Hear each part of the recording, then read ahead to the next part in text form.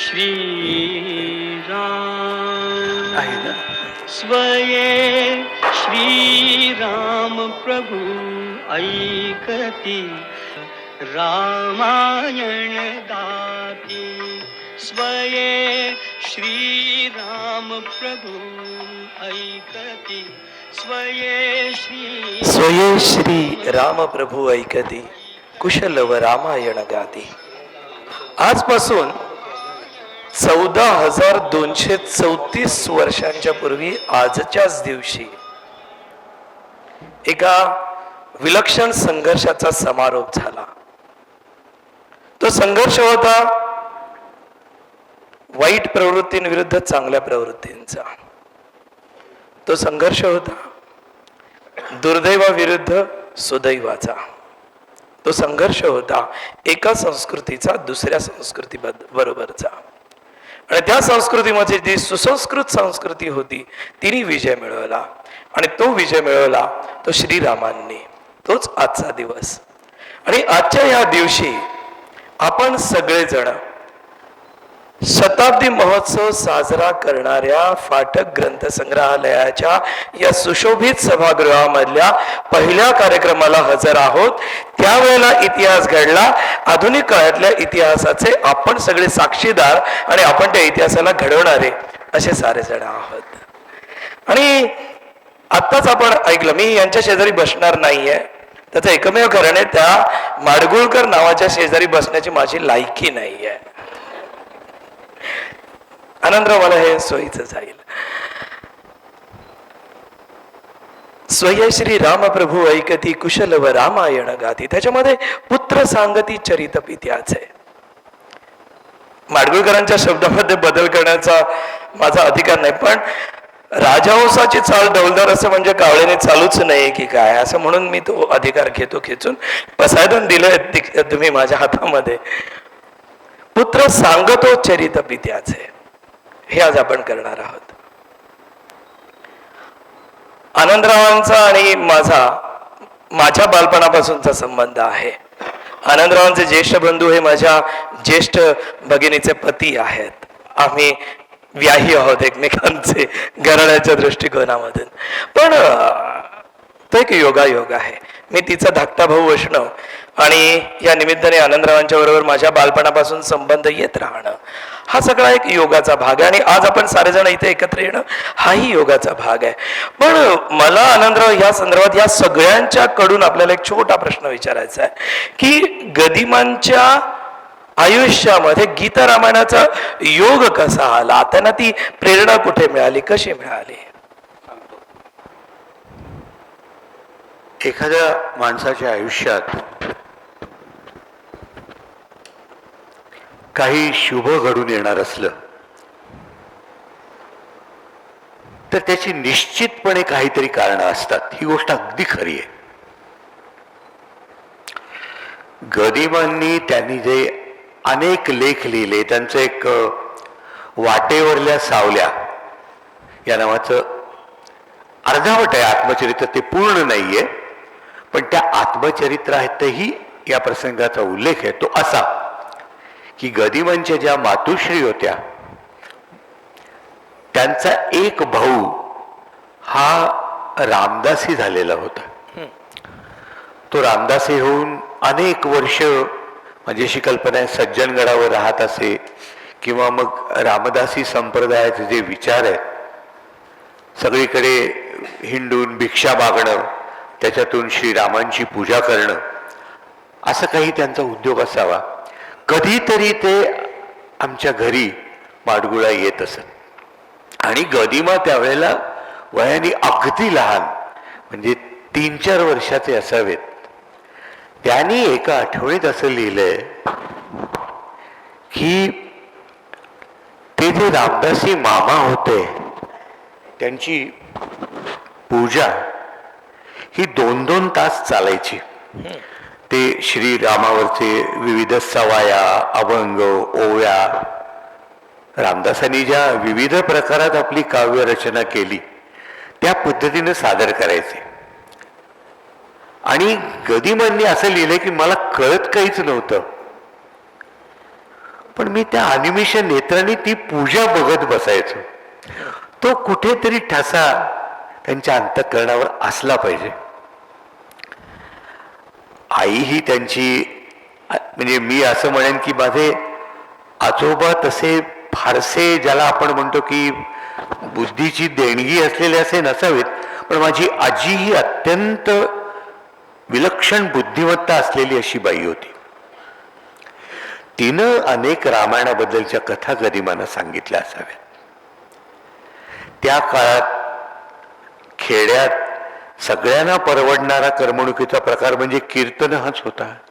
कीर्तन असेल किंवा महाराष्ट्रातल्या अनेक लोककला त्या काळात ते कलाकार गावागावातून हिंडत असत. त्या कलाही त्यांनी अनुभवल्या असणार. या सगळ्यांचा एक एकत्रित परिणाम त्यांच्यावर कुठेतरी झाला असला पाहिजे. आणि एक आपल्याला मी त्यांच्या आयुष्यातला प्रसंग सांगतो की जो फार महत्वाचा आहे, की जसं मनात असलेल्या सुप्त विचारांना खतपाणी मिळावं अशा तऱ्हेचा तो प्रसंग आहे. तो प्रसंग असा की गदिमांचं इंग्रजी आणि भाषा विषय अत्यंत चांगले होते, पण त्याचबरोबर त्यांचं गणित अत्यंत वाईट होतं. म्हणजे मी माझा अनुभव सांगतो की शाळेत असताना मी शाळेतनं परत आलो की मी घाबरत यायचो, कारण गणिताचा पेपर असायचा. गदिमा आमच्या वरांड्यात बसलेले असायचे. बघू रे बाबा, बघू तुझा पेपर काय आहे असं म्हणून ते माझा पेपर घ्यायचे. एखादं गणित ते स्वतः सोडवायला बसायचे. ते सोडवता सोडवता त्यांचा गोंधळ उडायचा. मग ते माझ्यावर चिडायचे. शेवटी माझी आई बाहेर यायची. ते आहो जाऊ द्या, आत्ता पोरगा आत्ता परीक्षेहून आले, कशाला त्याला त्रास देता, आणि मग ती मला आत घेऊन जायची. असं ते नेहमी असं म्हणायचे की अहो AB ही रेषा C पर्यंत वाढवायची कशा करता, हा माझा प्रश्न आहे. असं साधारणतः त्यांची गणिताची अवस्था होती. त्यामुळे त्यांच्या अपेक्षेप्रमाणे ते मॅट्रिकला गणितात अडखळले आणि तिथं त्यांचं शिक्षण थांबलं. बरं, घरची परिस्थिती इतकी विलक्षण होती की त्यांनी अनेक ठिकाणी लिहिलेलं आहे की एकतर भावंडांची संख्या, त्या काळात कुटुंब नियोजन हा प्रकार नव्हता किंवा लोकांना ते मान्य नव्हतं.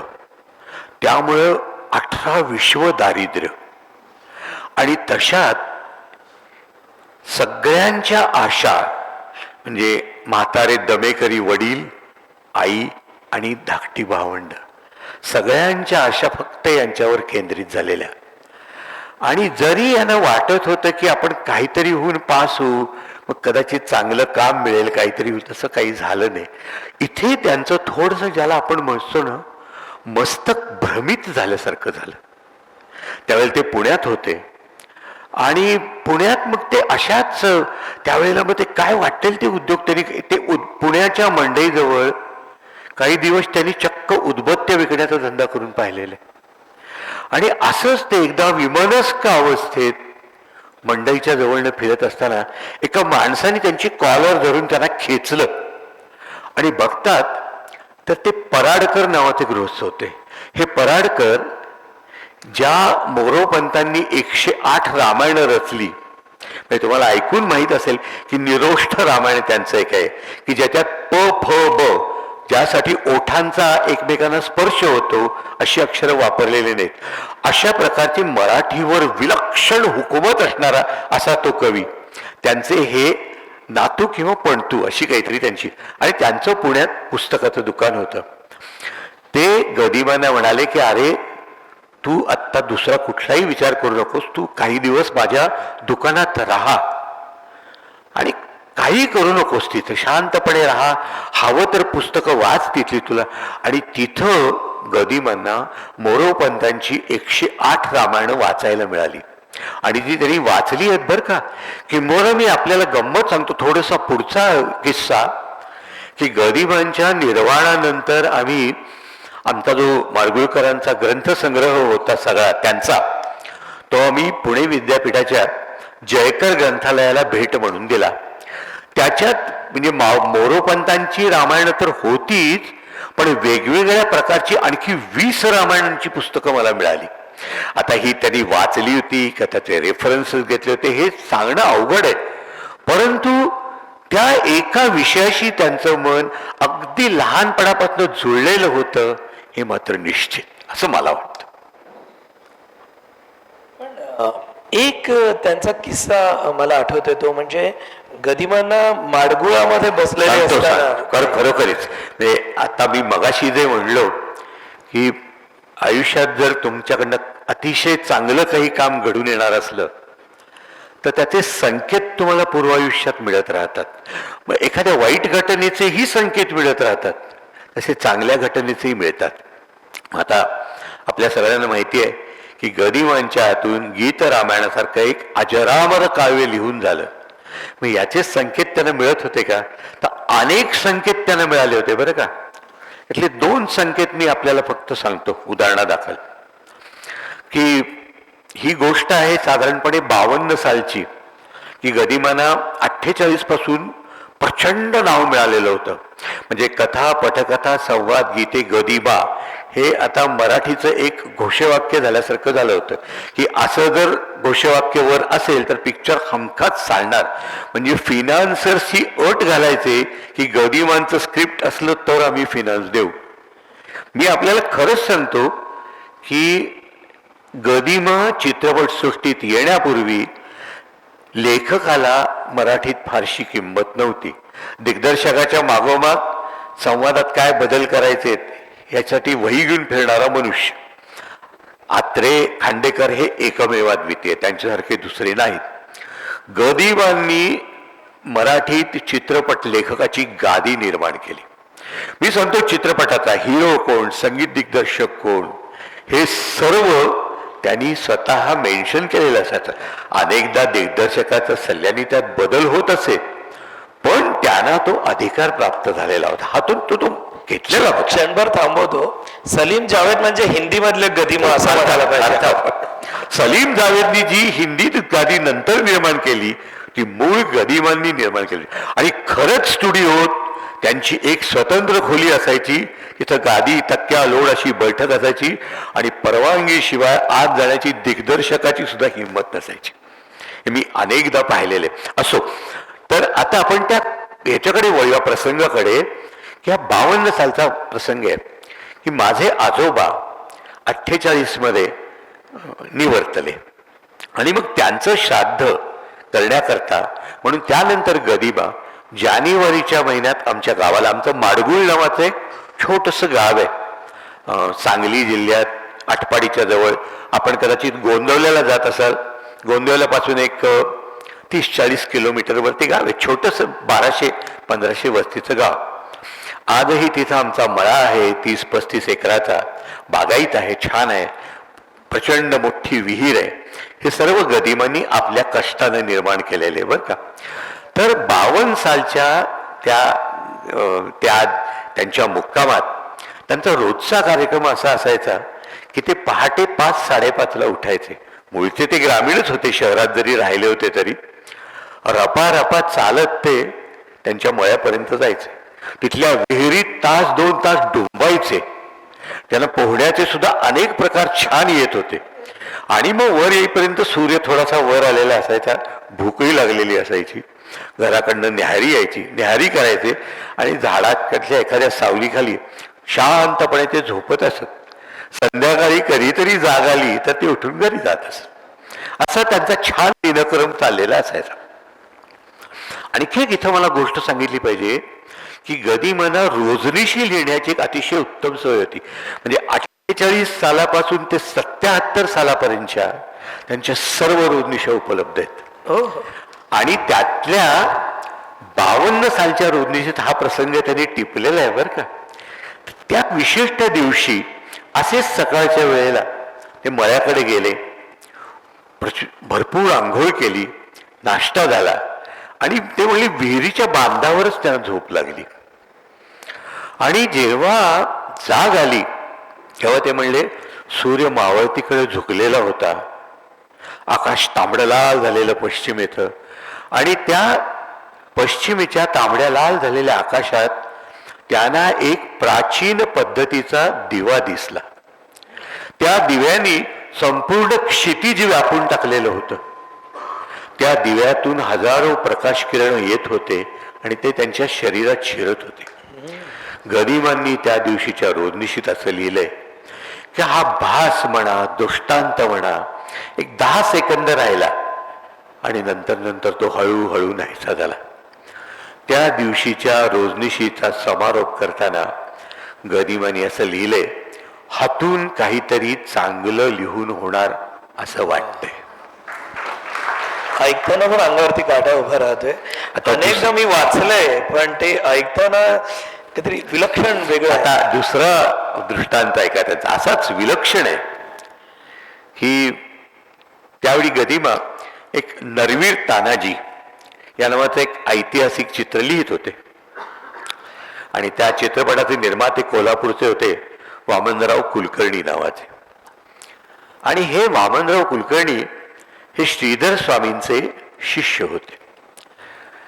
ऐतिहासिक चित्रपट करण्याच्या निमित्ताने शिवाजी महाराजांच्या अनेक गड, कोट, किल्ले यांना ते भेटी देत होते. क्षणभर थांबवतो. हे वामनराव म्हणजे गदी माडगुळकरांना गदिमा. अगदी बरोबर आहे. मी सांगणार आहे तो किस्सा, बघ सांगतो मी. ठीक आहे, आता तू आठवण काढलीस तर तो किस्सा आधी सांगतो बरं का.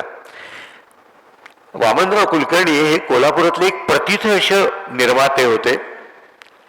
त्यांच्याकडे एकदा पुण्याचे 2 लेखक गेले बरं का, आणि ते असं म्हणाले की अहो, तुम्ही प्रत्येक चित्रपटाच्या वेळेला ह्या माणसालाच का लिहायला देता? आम्ही सुद्धा इंग्लिश वाङ्मयाचा अभ्यास केलेला आहे, आमचं सुद्धा इंग्लिश वाचन आहे, आम्ही सुद्धा कथा नॅरेट करू शकतो, एकदा आम्हालाही ट्रायआउट करू द्या की. वामनरावांनी त्यांचं ऐकून घेतलं आणि ते म्हणाले, कसं आहे ना, आता त्या काळात परदेशी ब्रँड्स कुठले होते मला माहित नाही बरं का, पण ते म्हणले माझं धोतर हे अमक्या अमक्या फॉरेन ब्रँडचं, माझा शर्ट हा या त्या फॉरेन ब्रँडचा, माझा कोट या ब्रँडचा, आणि कथा पटकथा संवाद गीते गदिमा. रसिको, गदिमा हे नाव तेव्हापासून गदिमानं पडले बरं का. म्हणजे त्यांनी एक प्रकारे गदिमांचा ब्रँड तयार केला असं मी म्हणतो.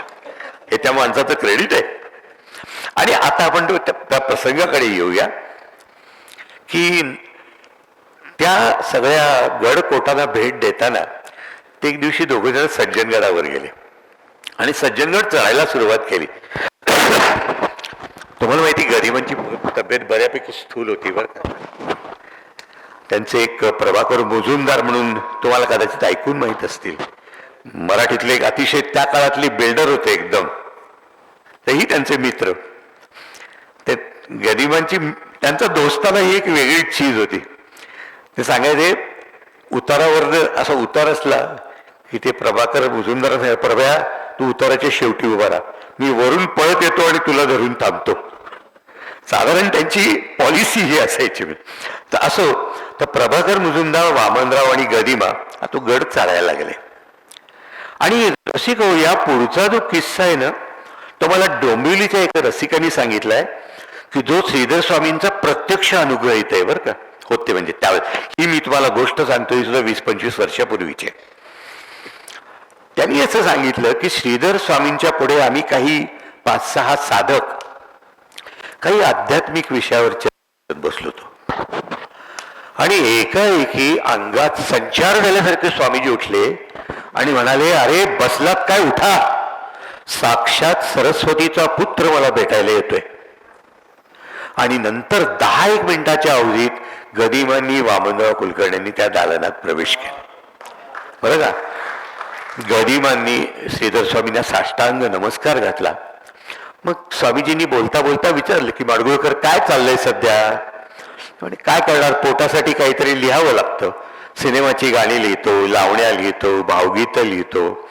ठीक आहे, काही हरकत नाही आहे, समाजाला याही गोष्टी हव्या असतात, पण इथे थांबू नका म्हणले. सरस्वतीला तुमच्याकडून काहीतरी महत्वाचा शब्द बघा, सरस्वतीला काहीतरी महत्वाचं कार्य करून घ्यायचंय. आणि त्यांनी त्यांच्या शिष्याला त्यांची लेखणी द्यायला सांगितली. श्रीधर स्वामींनी लेखणी घेतली, गदिमांना त्यांची जीभ बाहेर काढायला सांगितली आणि त्या जिभेवर श्रीधर स्वामींनी स्वतःच्या हाताने ओंकार काढलाय. हा प्रसंग श्रीधर स्वामींच्या चरित्रातही नमूद केलेला आहे.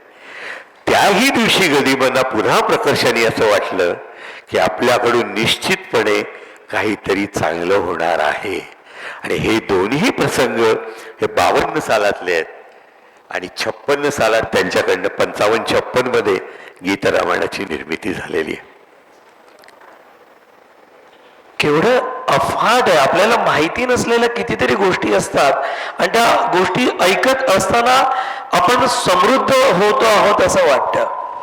जे काही अद्भुत घडायचं असतं त्या अद्भुताचे संकेत आपल्याला मिळत राहतात आणि त्या अद्भुताच्या संकेतांच्या मालिकेमुळे गदिमांसारख्या प्रतिभावंतांचं आयुष्य घडत जात असतं. त्या म्हणजे हे ऐकत असताना तो जो सेतू बांधला ना, त्या सेतू बांधत असताना खार कशी स्वतःला लोळून घेत होती, तसंच आम्हाला सगळ्यांना इथे ऐकताना वाटते की आम्ही गदिमांच्या आठवणींच्या त्या वाळूमध्ये, रुपेरी वाळूमध्ये स्वतः लोळतो आहोत. मी सांगू का, शतकातून कधीतरी घडणारी ही गोष्ट असते आणि आपण सर्व तशात, म्हणजे मला एकट्याला म्हणत नाही, तुम्हा सगळ्यांना म्हणतो की आपण सर्व बाबूजी, गदिमा या व्यक्तिमत्वांना जवळून पाहू शकलोय, अनुभवू शकलोय. हे खरोखरी आपलं भाग्य आहे. कारण गदिमा, बाबूजी, पु ल, बाबासाहेब पुरंदरे अशी कॅरेक्टर शतकातनं एखादी होतात. ज्या पु ल देशपांडे सभागृहामध्ये आपण सारे बसलोय, त्या पु ल देशपांडेंनी एक सुरेख वाक्य लिहिलंय, मणिकांचन योग असतो ना तसा महाराष्ट्राच्या नशिबामध्ये गदिमा बाबूजी हा योग आहे. वा वा, क्या बात. आणि आज हे सगळं इथे एकवटून आलेलं आहे. ही फार महत्वाची आणि मजेशीर गोष्ट आहे. मला तर सतत जाणवत राहते की इथे गदिमांचं अस्तित्व आहे, बाबूजी त्यांचं अस्तित्व आहे आणि पुलंचं देखील अस्तित्व आहे. ह्या तिघांनी मिळून एक इतिहास घडवला होता. आनंदराव, ज्या वेळेला गदिमांच्याकडे हा गीत रामायण लिखाणाचा प्रस्ताव घेऊन सीताकांत लाड आले, तर ते सगळं कसं काय घडलं, काय? ती सुद्धा फार गमतीशीर गोष्ट आहे. त्यावेळेला मुंबईत मुंबईच्या आकाशवाणीत, कारण आपल्याला कदाचित ऐकून माहीत असेल की महाराष्ट्रात आकाशवाणी केंद्र त्यावेळेला, आकाशवाणी म्हणण्यापेक्षा इट वॉज ब्रिटिश गव्हर्नमेंटचा रेडिओ, पण तो फक्त मुंबईत होता. आणि त्याचे सीताकांत लाड हे एक अधिकारी होते, अत्यंत रसिक. म्हणजे मला हे माहिती आहे की बालगंधर्व सुद्धा अखेरच्या काळात सीताकांत लाडांच्याकडे अनेक दिवस राहत असत. म्हणजे रसिकाग्रणी ज्याला आपण म्हणतो ना, गाण्यात, नाटकात सगळ्यात रस घेणारा. म्हणजे ते एक नुसते गव्हर्नमेंटचे ऑफिसर कधीच नव्हते. अगर गव्हर्नमेंटचे ऑफिसर हे ते प्रसंगोपात झाले असं म्हणायला पाहिजे. ते रसिक होते, जातीवंत रसिक. आणि म्हणूनच गदिमांचे मित्र झाले, पुलंचे मित्र झाले. हे सगळे त्यांचे मित्र हो. गदिमा काय, पुलं, बाबा बोरकर त्यांचे अत्यंत चांगले मित्र, मी तुम्हाला सांगतो. तर सीताकांत, त्यानंतर झालं काय की औरंगाबादची निजामशाहीतलं जे एक छोटंसं आकाशवाणी केंद्र होतं, ती निजामशाही केंद्र सरकारने खालसा केली आणि ते रेडिओ केंद्र तिथं होतं. ते औरंगाबादहून, म्हणजे आता काय त्याचं नाव, छत्रपती संभाजीनगरहून पुण्यात आलं. आणि त्यावेळेला तुम्हाला पुणेरी मंडळींचं माहिती आहे की ट्रायल म्हणून काही कार्यक्रम पुणे आकाशवाणीवरून होत असत. तर आमचे पुण्याचे केंद्राधिकारी होते क्रूर दीक्षित, त्यांनी असं लिहिलंय की पुणेरी मंडळी अशी इरसाल की सकाळी म्हणले बेल वाजून माझा दरवाजा मला उघडायला व्हायचे, सांगते आजचा कार्यक्रम चांगला नाही झाला बरं का. असं सगळं चालू होतं. एका माणसाने असं लिहिलं होतं की मी रेडिओ केंद्रात नवीन रेडिओ आणण्याकरता गेलो आणि मी असं त्यांना सांगितलं की असा रेडिओ मला द्या की ज्याच्यावर पुणे केंद्र लागणार नाही.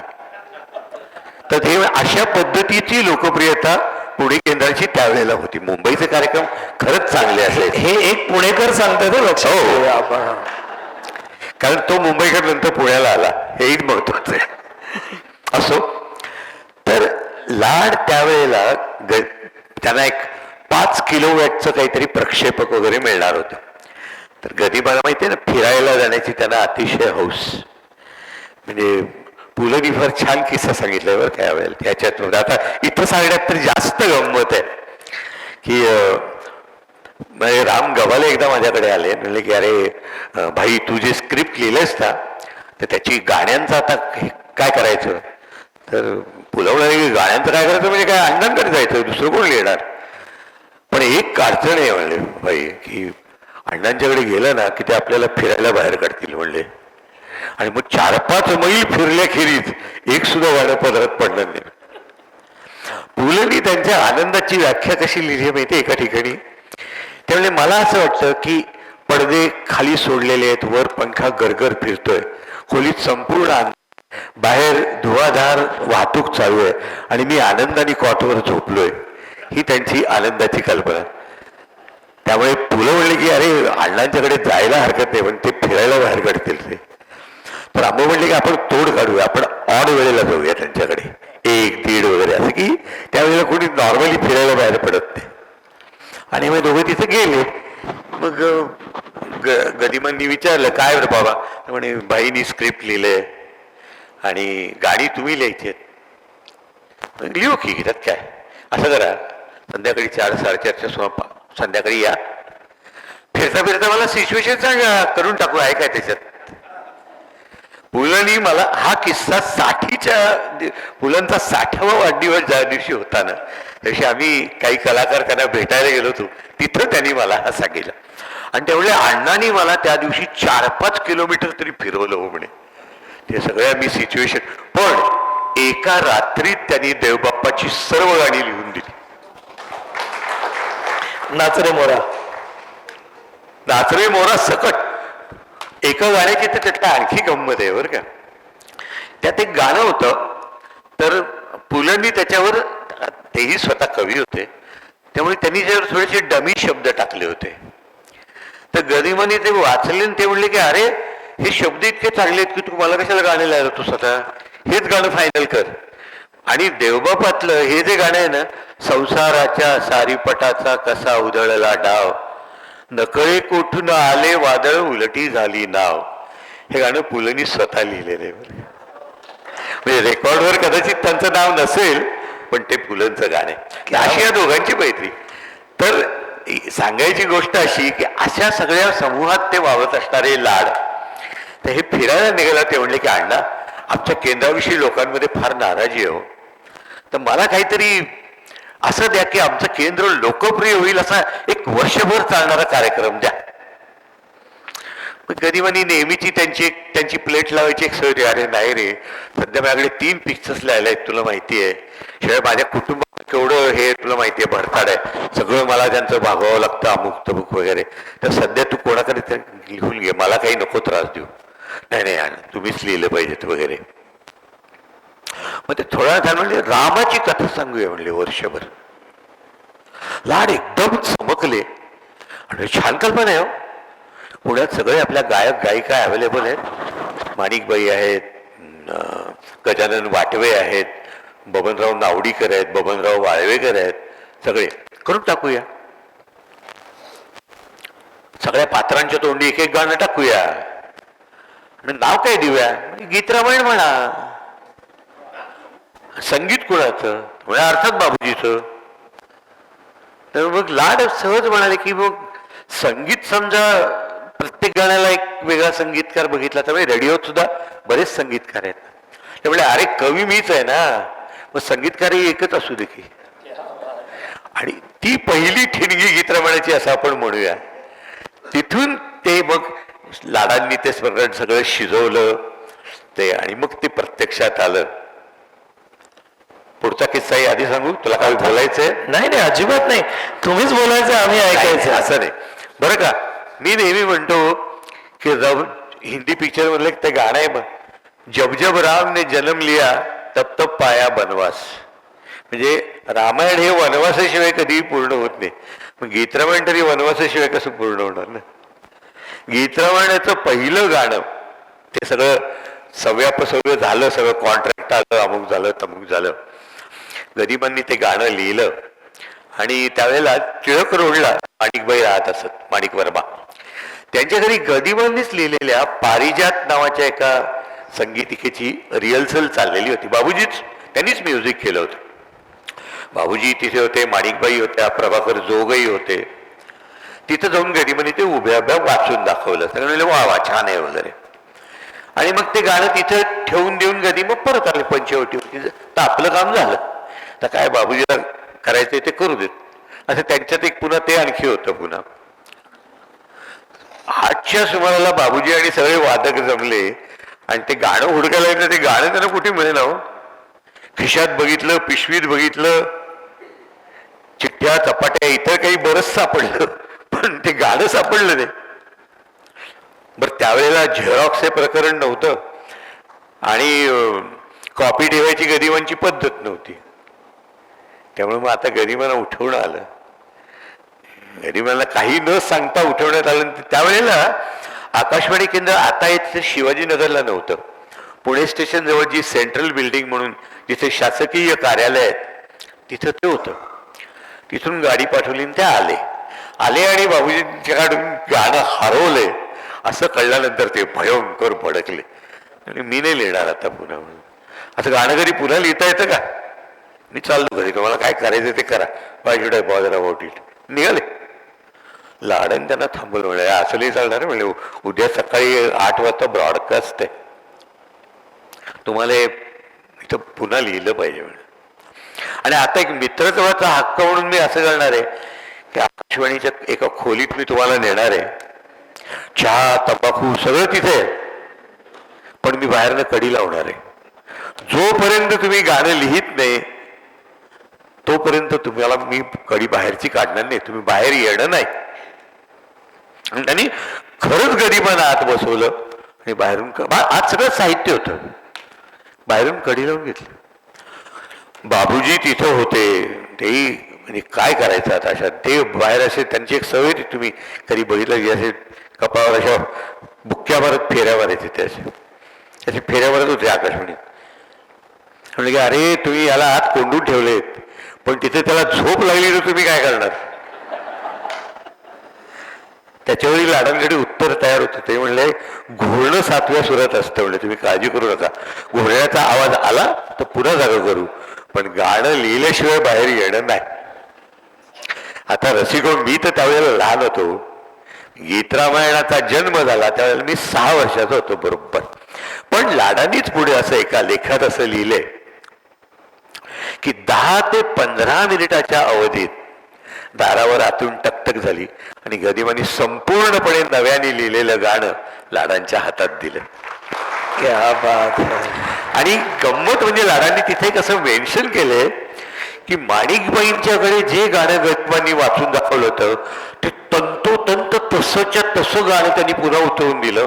फक्त ज्योतीने तेजाची आरती ही ओघ मात्र त्यात मला नवीन आढळली. अशी ती पहिल्या गाण्याची कथा. रसिक हो, संध्याकाळ झालेली आहे, ही वेळ आपली निरांजन लावायची आहे. आणि आनंदराव त्यांच्या वडिलांच्या बद्दल बोलत असताना ज्योतीने तेजाची आरती हाच आपल्याला सगळ्यांना प्रत्यय येतोय. मला एक प्रश्न असा विचारायचा आहे की तुम्ही 1000हून अधिक वेळा गीत रामायण गायलेलं आहे. या पहिल्या गाण्याच्या 2-4 ओळी आम्हाला गुणगुणून शक्य असेल तर. पहिल्या म्हणजे माझ्या का पहिल्या श्री राम प्रभू ऐकती कुशल व रामायण गाते. खरं सांगायचं ना तर गीतरामायणाच्या गाण्याविषयी इतर कोणी बोलूच नाही इतकं बाबूजींनी करून ठेवलंय. खरं सांगायचं खरोखरी मी सांगतो ना की मला बाबूजींनीच एकदा ही आठवण सांगितली होती. म्हणजे नागपूरला त्यांचा एकदा कार्यक्रम, अगदी गीतरामायण नुकतंच 55-56 मध्ये होऊन गेलं आणि 2-3 वर्षात नागपूरच्या मंडळींनी त्यांचा एक तिथे कार्यक्रम करायचा. एक क्षण थांबवतो. गीत रामायण जेव्हा लिहिलं तेव्हा तुम्ही 6 वर्षाचे होतात. 6 नाही, तुमचा जन्म 50चा आहे. काय तुमचा जन्म 1950चा आहे. 48 वय 76. बस मला एवढंच सांगायचं होतं. प्लीज मी सांगू का, तुमच्याकडे बघून जाणवत पण नाहीये की काय म्हणायचं त्याला, ऑफसिन कॉमेंट अशी की काही न करता जे वाढतं ते वय असतं. त्याच्यात आपलं काहीही कर्तृत्व नसतं त्याच्यात. तेव्हा ते ठीक आहे. पुढे अर्थासाठी मान्य, शब्दाचा वाच्यार्थ मान्य आणि व्यंग्यार्थ अमान्य. ठीक आहे. आता आपण पुढे जाऊया. तर तुम्ही सांगत होतात, मी थांबवलं तुम्हाला मध्येच. तर त्यावेळेला गीतरामायणामुळे पॉप्युलर झालेले जे गायक होते म्हणजे गजानन वाटवे आहेत, बबनराव वाळवेकर आहेत, बबनराव नावडीकर आहेत, माणिकबाई होत्या, मालती पांडे, ह्या सगळ्या योगिनी कलाकारांनी जोगळेकर पण होत्या. योगिनी येस कादंबरीकार. हो, योगिनी जोगळेकर यांना सगळ्यांना घेऊन बाबूजी नागपूरला गेले. एक कार्यक्रम झाला आणि ही बाबूजींनी सांगितलेली गोष्ट. ते म्हणले की तिथले रसिक पुन्हा माझ्याकडे आले. ते म्हणले आम्ही या सगळ्या कलाकारांच्याकडनं ही गाणी ऐकली, चांगली गायली त्यांनी, पण आता आम्हाला ती तुमच्याकडनं परत ऐकायची. म्हणून त्यांनी आणखी एक कार्यक्रम बाबूजींना तिथं करायला लावला. आणि मी आपल्याला सहज सांगतो, म्हणजे मी कोणाचा ह्याच्यात कुठल्याही कलाकाराबद्दल काही मत व्यक्त करत नाहीये, परंतु तुम्ही बाबूजींनी 67 का 65 साली केलेलं गीत निर्माणाचं री रेकॉर्डिंग पहा. HMV कडे त्यांनी केलं आणि त्यात त्यांनी गीत रामायणाच्या ताली विलक्षण पॉलिश करून घेतल्यात आणि अजरामर झाल्या त्या. म्हणजे त्यांच्या मनात नकळत तो कुठेतरी बाबा कसं होतं, अनेक गाणी आठवड्याभरात गाणं तयार करायचं, त्याला चाल लावायची, ते गायकाकडनं बसवून घ्यायचं, ते परत हा सगळा प्रोसेस खूप घाईनं व्हायचा. अनेकदा गाणी वेळेवर मिळायची नाहीत, मिळाली तरी चाल वेळेवर व्हायची नाही. त्यात थोडासा अर्धे कच्चेपणा अनेकदा म्हणजे बाबूजींच्याकडनंही झालेलं आहे आणि इतरांच्याकडनं तर झाला आहेच. फक्त मी अत्यंत परफेक्शननी गाणारे असे काही गायक आणि गायिका म्हणजे मी माणिकबाईंचं एक पाहिलंय आणि मालतीबाईंचं, की संपूर्ण गाण्यात बाबूजींनी जे सांगितलं ते तसंच्या तसं व्यवस्थित म्हणणं, पण शेवटी प्राण ओतणं ही जी काही एक चीज आहे ती बाबूजींशिवाय कोणीही करू शकलं नाही. मी खरं ते म्हणजे मी कुणाचा उपवर्ग करत नाही याच्यात, पण गीत रामायणात प्राण ओतला तो बाबूजींनी असं मला मनापासून वाटतं. खरोखरी आता आपल्यापैकी अनेकांनी बाबूजींना व्यासपीठावर पाहिलं असेल.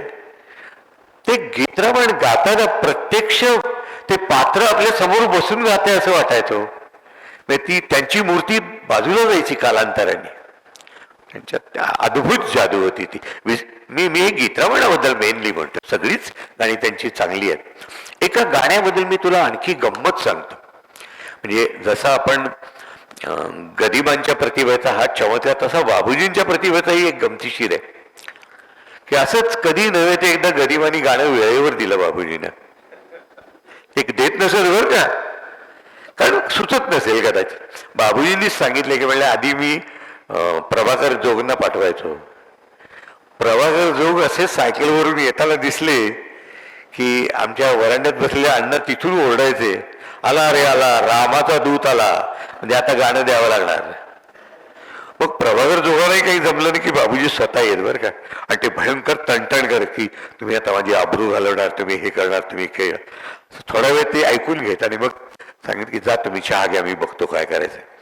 आणि बाबूजींनी मला सांगितले खरं आहे बरं की ते त्यांच्या समोरचं वाल्मिकी रामायणाचं पुस्तक उघडायचं बरं का. संपूर्ण असं ते ग्रंथ होता त्यांच्याकडे. पानामागून ते पान उलटत जायचे, एका ठिकाणी ते थांबायचे, पुस्तक मिटून ठेवायचे आणि कोणीतरी त्यांना डिक्टेट करावं अशा पद्धतीने ते गाणं लिहून काढायचे. हे काय प्रोसेस होतं हे खरंच अगम्य आहे असं मला वाटतं. तर या विशिष्ट गाण्याच्या वेळेला म्हणजे मी सांगतोय आता की वेळेवर गाणं मिळालं, बाबूजींनी त्याला चाल लावली आणि त्या विशिष्ट दिवशी ते आणि प्रभाकर जोग ते गाणं घेऊन आकाशवाणीकडे जायला निघाले. तुम्हाला माहिती आहे ते बाबूजी नव्या पेठेत कुठेतरी राहायचे आणि सेंट्रल बिल्डिंग रिक्षात बसल्यावर ते म्हणले, जोग म्हणले मी याला चाल लावली आहे ती दरबारी कानडा रागात लावली आहे, पण ती मलाच आवडलेली नाही आहे. म्हणजे काहीतरी गडबड आहे त्याच्यात. काय झालंय त्यात कुठेतरी असा दुःखाचा सूर येतोय की जो मला पसंत नाहीये. कारण अण्णांनी जे गाणं लिहिलंय ना ते दुःखी नाहीये, ते विचार प्रवर्तक आहे. माणसाला थोडंसं काय म्हणायचं त्याला, स्वतःचा विचार स्वतःच्या मनात डोकावून पाहायला लावणार आहे. तर ती चाल आपण बाजूला ठेवूया म्हणजे. आणि मी यमन कल्याणमध्ये एक दुसरा मुखडा बांधलाय. तर तुम्ही आता असं करा, तो मुखडा फक्त वादकानं शिकवा. मग जोग म्हणले पण 10 कडव्याचं गाणं आहे, कडव्यांचं काय बघू आपण रेकॉर्डिंगच्या वेळेला बघू. ते दोघं आकाशवाणीवर गेले आणि जोगांनी फक्त मुखडा वादकांना शिकवला आणि दुसऱ्या दिवशी गाण्याच्या वेळेला 10 कडव्याचं ते गाणं बाबूजी स्वयंस्फूर्तीनं त्या यमन कल्याणच्या अंगाने संपूर्ण गाणं गायले आणि ते गीतरामायणातलं सर्वात लोकप्रिय गाणं आहे. दैव जात दुःखे भरता दुःख कुणाचा पराधीन आहे जगती पुत्र मानवा. मला वाटतं हा बाबूजींच्या प्रतिभेचा चमत्कारच आहे. या चमत्काराशिवाय काय म्हणणार तुम्ही? अर्थात असं त्यांचं. आणि मला आणखी एक अशीच गंमत माहिती आहे की श्रीधर फडकेंनीच मला हे सांगितली कथा की एका कार्यक्रमासाठी त्यांना तुमच्या मुंबईतच कुठेतरी मुलुंड भांडूप कुठेतरी जायचं होतं. टॅक्सीत बसले होते आणि काय गायचं हे त्यांना सुचत नव्हतं की काहीतरी नवीन गायचंय, पण काय ते म्हणले आत्ता मला अण्णांनी गेल्या मुक्कामात एक कविता दिली आहे म्हणून त्यांनी ती कविता घेतली आणि त्याच्याकडे ते बघत बसले आणि स्टेजवर जाऊन त्यांनी ती कविता अक्षरशः वाचली, म्हणजे एका विशिष्ट रागात. ती म्हणजे धुंद येत मी सोयर झोकितो मद्याचे प्याले याच वेळेत शिल तेथे बाळा पाजविले. ही संपूर्ण कविता त्यांनी त्या रागाच्या नोटेशनमध्ये अक्षरशः वाचली, पण ते अतिशय अप्रतिम असं भावगीत झालं. असे गीतरामायणाचे किस्से आहेत.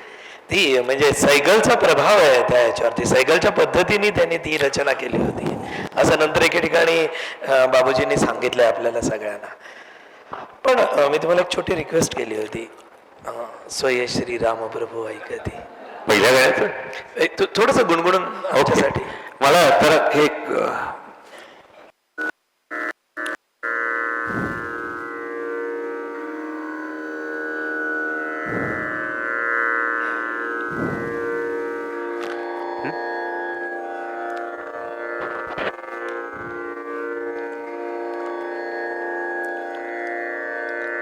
स्वये श्री राम प्रभु ऐकती, स्वये श्री राम प्रभु ऐकती, कुशलव रामायण गाती, कुशलव रामायण गाती.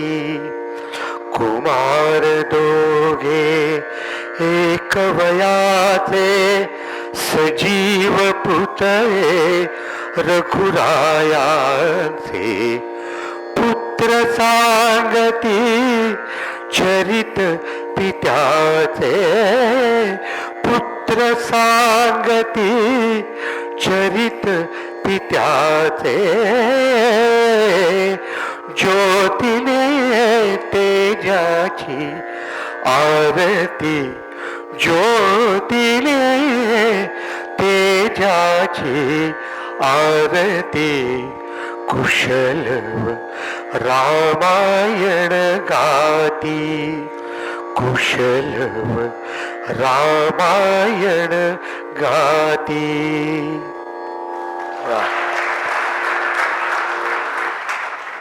अनेक गीतांच्या जन्मांचे अनेक किस्से आहेत. एक किस्सा मला ताईंनी सांगितला होता, पण तुम्ही त्याच्यामध्ये ती सांगू शकाल.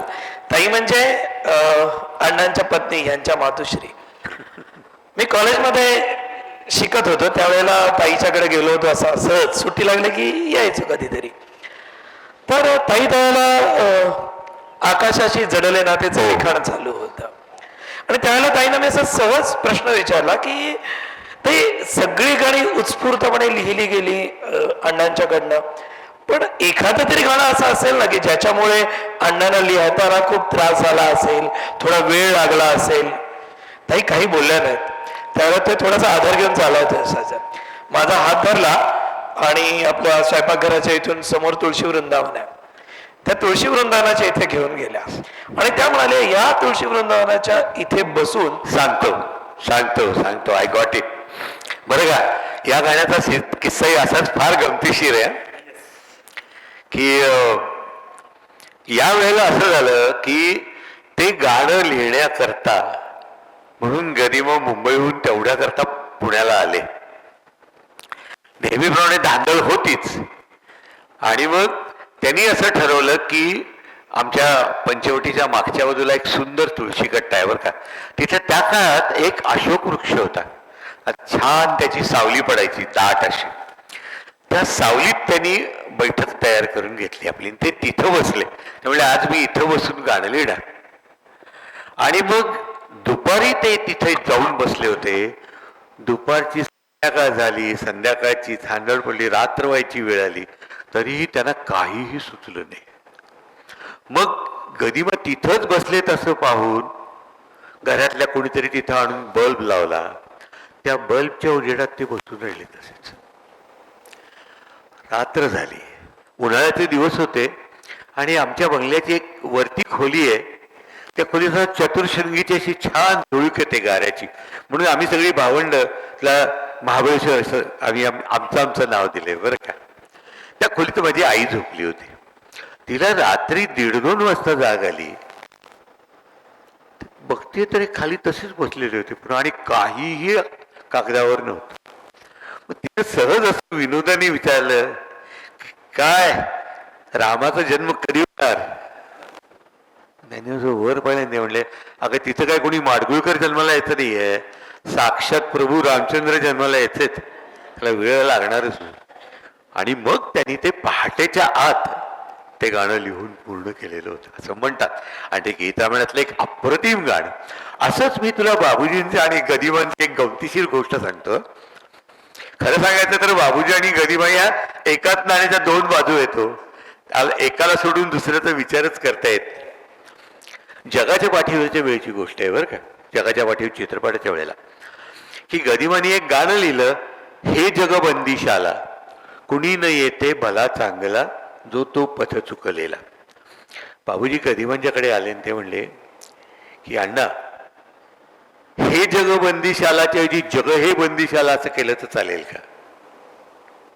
म्हणले का? अर्थाच्या दृष्टीने तुला काही प्रॉब्लेम वाटतं का? नाही. मग काय कारण आहे? म्हणजे काय आहे की मला सुराच्या दृष्टीनं हे वर जो ठेराव देता येतोय तो ग वर देता येत नाहीये.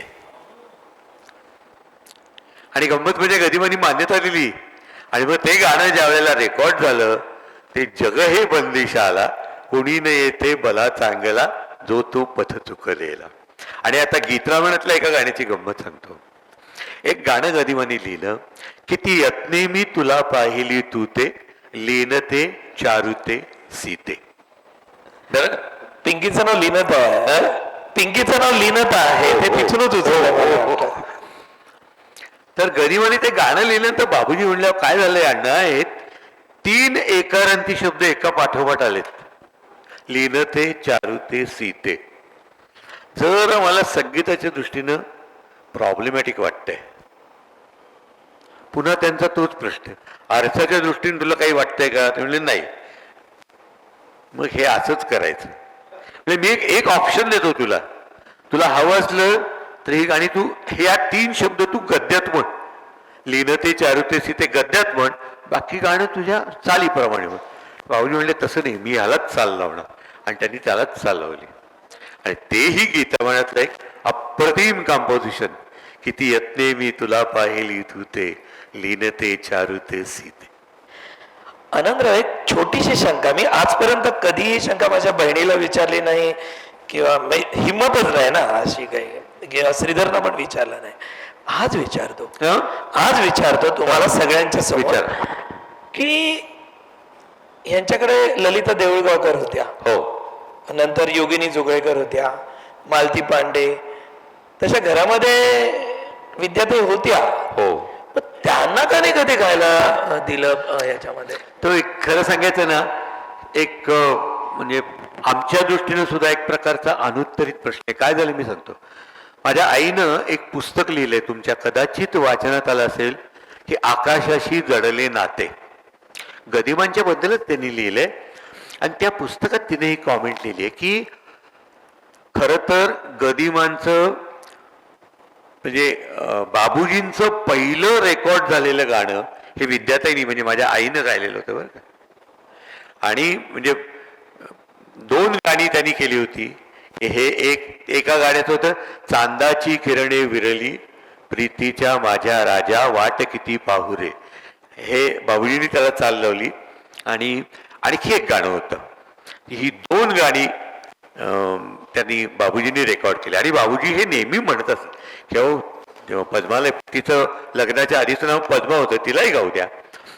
तर गदिमांचं म्हणणं असं होतं की मी तिला सांगणार नाही की तू गा किंवा नको. तिला गायचं असलं तर गाऊ दे, गायचं नसलं तर नको गाऊ दे. पण का पुढं असतो, तिला लग्नानंतर गाणं थांबवलं. तुला हे माहितीये का की ललिताबाईंनी सुद्धा लग्नानंतर त्यांचं गाण्याचं प्रमाण फार कमी केलं. आणि त्याचं कारण मात्र वेगळं होतं की त्यांना गाण्याचा त्रास व्हायचा.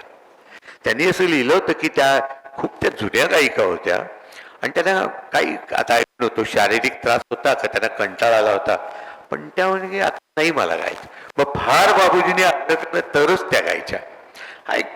विद्याताई गायल्या असत्या तर कदाचित खूप छान काहीतरी निर्माण झालं असतं. एक आठवण लता मंगेशकरांनी सांगितलेली मी वाचलेली आठवते की विद्याताई म्हणजे ह्यांच्या मातुश्री ह्या सुरेख गायच्या आणि त्यावेळेला लता मंगेशकर वगैरे सगळी मुलं त्यांच्या समोर खाली बसून ऐकत असत. हो, मंगेशकर फॅमिली हे म्हणजे आता ही माझ्या जन्माच्याही आधीची गोष्ट आहे बरं का. कोल्हापूरला न्यू महाद्वार रोडवर एक मिस्त्रींची बंगली म्हणून होती. तिथे गदिमा राहत असत. एक हॉल सारखा होता आणि 3 खोल्या होत्या. एक वरची रूम आणि एक खालची रूम गदिमांच्या ताब्यात होती आणि बाजूचा जो हॉल होता तो मंगेशकर कुटुंबाचा, म्हणजे शेजारीच होते. आणि मग आशा उषा या सगळ्या लहान होत्या, लताबाई एकट्या जाणत्या होत्या. आणि त्या आईची जेव्हा पहिली रेकॉर्ड झाली ही, त्यावेळेला ती लताबाईंनी स्वतः बसवली बरं का ते गाणं. आणि त्यांनी ते विद्याताईंना म्हणून दाखवलं की बहिणी बघा हो, मला तुमच्यासारखं जमतंय का. आता लताबाई त्या लहान असोत की मोठ्या असोत, ते आईनं माझ्या लिहिलंय की मला सुद्धा हे वाटलं की या काय आपलं गाणं म्हणतायत. पण त्या अतिशय साध्या स्वभावाची ती भावंड. खरं सांगायचं ना, मी थोडंसं वेगळ्या विषयावर बोलतोय असं आपण म्हणतो, पण ज्ञानदेवांनंतर जी अलौकिक भावंड आपण म्हणतो ना, ती ही मंगेशकर भावंड. अशी भावंड झाली नाहीत नंतर. It's a statement of the day. विजयादशमीचं जर वाक्य असेल तर ते हे वाक्य तुम्ही आम्हाला दिलं. अगदी खरं आहे, अगदी खरं. विलक्षण येतो. परवा मी हृदयनाथची हृदयनाथ मंगेशकरांची मुलाखत ऐकली. आपल्या दिदईविषयी केवढाही श्रद्धा. अरे वा, विलक्षण आहे. म्हणजे खरोखरी मी सांगू का, ही जी काही माणसं महाराष्ट्राला परमेश्वरांनी दिली ना, आपलं परमभाग्य म्हणून दिली खरं सांगायचं. अतुल, थोडंसं विषयांतर घेतलं तरी चालेल ना. विषयांतर साधं सोपं आहे माझं की लता मंगेशकर आणि गदिमा ह्यांचा अनुबंध कसा होता, ते नातं कसं होतं? खूप चांगला होता खरं तर. पण आता हे मी सांगायचं की नाही हे मी, पण ठीक आहे. असं मी समजतो की तुम्ही माडगुळकरच आहात, त्यामुळे आपल्या कुटुंबात बोलायला काही हरकत नाही. खूप चांगला होता. आणि हे मी ऐकलंय आणि कुठेतरी हे मेन्शन्ड आहे. मला वाटतं लताबाईंच्या पुस्तकात आहे का अशा, मला आता आठवत नाही, पण ते आहे की लताबाईंनी गदिमांची खूप गाणी गायली आहेत. म्हणजे तू जर त्यांचे मागचे पिक्चर्स पाहिलेस, महाराणी येसूबाई किंवा भालजींचं माझी जमीन, या चित्रपटातली सर्व गाणी लताबाईंनी गायली. म्हणजे त्यावेळेला आशाबाई नव्हत्याच फारशा. गंमत अशी झाली की हे आता थोडीशी सांगीवांगी असं मीही म्हणतो. लताबाईंनी गदिमांना एक चिठ्ठी दिली आणि त्यात त्यांनी असं लिहिलं की बाळ म्हणजे हृदयनाथ मंगेशकर, बाळ आता फिल्म इंडस्ट्रीत उभा राहू इच्छितोय, तर तुम्ही त्याला मदत करावी अशी माझी विनंती आहे, अशी लताबाईंनी एक चिठ्ठी दिली. अर्थातच ते इतके त्यांचे चांगले संबंध होते की मग भालजींचं जे पिक्चर येणार होतं नंतरचं, मला वाटतं कांचनगंधा किंवा असं काहीतरी नाव होतं त्या पिक्चरचं, आणि मग त्या पिक्चरचं म्युझिक हे हृदयनाथनी करायचं ठरलं. आणि हृदयनाथनी ती गाणी केली बरं का. जागली जागी पंचवटी, फार सुंदर गाणी केली. म्हणजे मला आज ती गाणी अत्यंत आवडतात, पण त्यावेळेला ती गाणी गदिमांना आवडली नाहीत. आणि गंमत म्हणजे लताबाई नाही आवडली नाहीत. लताबाई त्यावेळेला असं म्हणाल्या की अरे बाळ, तुझं हे म्युझिक काळाच्या फार पुढचं आहे, पण हे आत्ताच्या लोकांना आवडेल का हा प्रश्न आहे. त्यामुळे तुम्ही पाहिलं तर त्या एका चित्रपटानंतर फारशी गाणी त्यांनी बरोबर गायलेली नाहीयेत, पण त्याचबरोबर गायली नाहीत असंही नाहीये. आता गीतरामायणात उदाहरणार्थ सीतेचं जे शेवटचं गाणं आहे, त्या गाण्याची एक गंमत आहे बरं का, की तुम्हाला माहिती आहे सीतेची सगळी गाणी गीतरामायणातली माणिकबाई वर्मा गायल्या होत्या.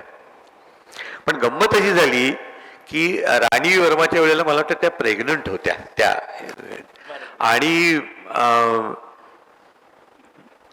डोहाळे पुरवा रघुकुल तिलका माझे या गाण्याच्या वेळेला त्या प्रेग्नंट असताना गायल्यात. अरे वा. अतिशय सुंदर गायल्यात. पण मज सांग लक्ष्मण या गाण्याची वेळ त्यावेळी त्यांना डिलिव्हरीची डेट मिळाली होती, त्यामुळे त्या गाऊ शकत नव्हत्या.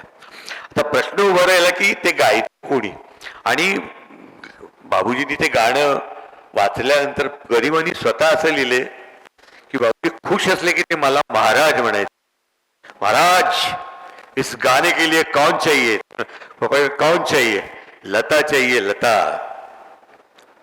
लेकिन लता गाएगी क्यों नहीं, क्यों नहीं गाएगी. कधी म्हणजे आजवरचा इतिहास मी सांगतो हा ना. आणि गंमत म्हणजे लताबाई हो, आणि लताबाईंनी त्या गाण्याचं अक्षरशः सोनं केलंय तुम्हाला सांगतो. म्हणजे तुम्ही बाबूजींचं मध सांग लक्ष्मणा आणि अशा लताबाईंचं मध सांग लक्ष्मणा ऐकलं तर त्या गीताच्या दर्जाबद्दल तुम्हाला रेसभर सुद्धा फरक करता येणार नाही. फार महान कलाकार होते दोघे जण. म्हणजे बाबूजी हे जीव ओतून गाणारे, लताबाई या प्रोफेशनल पद्धतीनं रंग भरणाऱ्या, पण दोघांच्याही स्किलची पातळी तिथे एकच होती, विलक्षण आहे. म्हणजे असं त्या दोघांचं हे सारं काही अद्भुत नंतर आहे. तुम्ही बघा ना, आता लताबाईंनी गरिबांची मोजकी गाणी गायली. आता उदाहरणार्थ वसंत देसाईंकरता त्यांनी गायलेलं की ते दैव जाणिले कुणी, लवांकुशाचा हलवी पाळणा वनी वाल्मिकी मुनी, लताबाई गायल्यात आणि ती अप्रतिम गायल्यात पुन्हा. किंवा कीचकवध मधलं धुंद मधुमती रातरे यो, तेही अप्रतिम गाणे. तेव्हा जेव्हा जेव्हा चान्स मिळाला तेव्हा एकमेकांकरता त्यांनी काम केलं, पण त्यांची फ्रिक्वेन्सी कमी होती. आणि मला असं वाटतं आशाबाईंची त्यांची फ्रिक्वेन्सी जास्त चांगली जमायची. आणि मी सांगू का तुम्हाला, बाबूजींच्या हरकती आपल्या आवाजातून गाव्यात तर त्या आशाबाईंनीच फक्त. त्यांच्या इतक्या सुंदर कोणीच घेऊ शकणार नाही. म्हणजे तुम्ही जीवलगा कधी रे येशील तू, आशाबाईंच्या आवाजात साक्षात बाबूजी गातायत असं वाटतं. इतक्या हुबेहूब गायचे त्या. म्हणायच्याच मी बाबूजींची नक्कल करायचे, पण इतकी अप्रतिम नक्कल आहो काय, म्हणजे अस्सलपेक्षा जास्त चांगली. खरं ही सगळी परमेश्वराने आपल्याकडे धाडलेली माणसं, ही सगळी परमेश्वराने आपल्याकडे धाडलेली माणसं आहेत. आकाशातली नक्षत्र वेचून आपल्या समोर टाकतात आणि किती घेशील दो करानी अशी आपली अवस्था होऊन जाते. मला एक छोटा प्रश्न वेगळाच विचारायचा आहे की हे गीत रामायण घडत असताना तुमच्या घरामधलं वातावरण कसं असायचं? ताई अण्णांच्यासाठी कशा पद्धतीने सगळं तयार करायचं? गमतीशीर किस्सा सांगतो बरं का. असं वाटणं साहजिक आहे की सगळीच मंडळी बहुतेक रामनामात गर्क असतील असं, पण तसं नव्हतं बरं का. माझ्या बहिणी अभ्यास करायच्या, त्या मोठ्या होत्या माझ्यापेक्षा, त्या अभ्यास करायचे ते सिलोन रेडिओ लावून. सिलोन रेडिओवरती काय बिना का गीतमाला अमुक ठमुक सगळं ऐकता ऐकता त्यांचा अभ्यास झालेला. एकदा पप्पांच्याकडे एक पत्रकार आला होता गदिमांच्याकडे. तो म्हणाला की गीतरामायण लिहिताना तुमचा अनुभव काय होता? ते म्हणले, अहो श्रीरामाला जसा लंकेचा त्रास झाला तसा मला सुद्धा झाला. काय नवीनच म्हणजे काय, माझ्या मुलीला सारखा सिलोन रेडिओ ऐकत असतात. तो ऐकता ऐकता लिहायचं म्हणजे मला एक तापच होता म्हणे, तरी मी लिहिलं. तात्पर्य काय की घराच्या वातावरणात फारसा फरक. त्यांचं विश्व हे त्यांचं होतं रे, आम्ही कोणी त्यांच्याशी काही मॅच करू शकत नव्हतं. खरं ते सांगतो, ते लिहित असताना त्यांचे ते असायचे.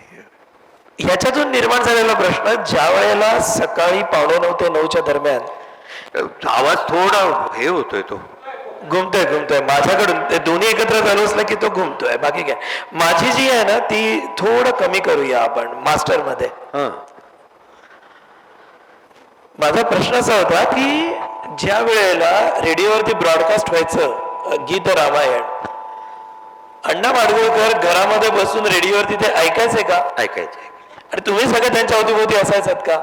हा म्हणजे आणि अण्णा त्यावेळेला दात कसे द्यायचे किंवा द्यायचे नाहीत? दात ते फार क्वचित द्यायचे, मी तुला सांगतो, फार क्वचित द्यायचे. म्हणजे मी त्यांच्या डायरीत अनेकदा असं वाचलेलं आहे की आज या अमक्या तमक्या गाण्याचं रेकॉर्डिंग झालं, मला चाल सुमार वाटली, आज तमक्या ठमक्या गाण्याचं रेकॉर्डिंग, म्हणजे बाबूजींच्याच असं नव्हे, सगळ्या संगीतकारांच्या. पण जगाच्या पाठीवर बद्दल मात्र त्यांनी असं की बाबूजींनी गाणी अत्यंत सरस केली आहेत असं त्यांनी लिहिलं. फार क्वचित ते एखाद्या गाण्याला चांगलं म्हणायचं, आणि त्यांनी चांगलं म्हटलं याचा अर्थ ते काहीच्या काही असायचं, हे तितकंच खरं. मग दैवजात दुःखे भरता दोष न कोणाचा हे ज्यावेळेला त्यांनी ऐकलं त्यावेळेला अण्णांची प्रतिक्रिया कशी होती? त्यावेळेला काही आठवत आहे का तसं? पहिल्यांदा प्रक्षेपित झालं त्यावेळेला मला खरं सांगायचं तर मला आठवत नाही, पण त्या गीतावरती एक तुला विलक्षण रिॲक्शन सांगतो बरं का, की म्हणजे त्या जनमानसावर होणारा त्या गीताचा जो परिणाम आहे. आम्ही 2005 मध्ये गीत रामायणाचा पुण्यात सुवर्ण महोत्सव साजरा केला. आमची एक गदिमा प्रतिष्ठान नावाची पुण्यात संस्था आहे की आम्ही गेली 46 वर्ष गदिमांच्या नावाने पुरस्कार देतो. आणि गीत रामायणाचा रजत महोत्सव त्यात सुलश्री प्रतिष्ठान बरोबर आम्ही होतो. सुवर्ण महोत्सव आम्ही केला, हिरक महोत्सव आम्ही केला, आताही 17 वर्ष आम्ही साजरं करणार आहोत. तर सुवर्ण महोत्सवाच्या वेळेची गोष्ट तुला सांगतो. रवींद्र साठे तुमच्या मुंबईचा, तोही पुण्याचाच आहे मूळचा, तो हे गाणं गात होता. ते पुण्याचे लोक गुढी असतात हे मला तुला सांगायचं. तो हे गाणं गात होता बरं का. आणि ते मी त्या कार्यक्रमाचं निवेदन करत होतो, काही गाणी म्हटली होती मी. ते गाणं संपल्यानंतर एक प्रेक्षक माझ्याकडे आला आणि त्यांनी एक चिठी माझ्या हातात दिली. आणि अशा चिठ्या बिठ्या वाचणं थोडंसं डिस्टर्बिंग असतं, कारण ते कार्यक्रमाच्या मूडच्या अगदी वेगळं असतं. कोणाची तरी कार आडवी आली आहे, ती बाजूला घ्या, अशा तऱ्हेच्या सूचना असू शकतात. त्यात एक विलक्षण प्रकार एका प्रेक्षकाने लिहिला होता, त्यामुळे तो मला वाचून दाखवणं योग्य वाटलं. तो प्रकार असा होता की त्या काळात मोबाईल नुकतेच रूढ झालेले होते आणि त्या प्रेक्षकांनी कोल्हापुरात एका रुग्णालयात अर्धांगवाताच्या आजाराने बिछाण्याला खेळलेल्या त्यांच्या वडिलांना ते गाणं संपूर्ण मोबाईलवर ऐकवलं होतं बरं का.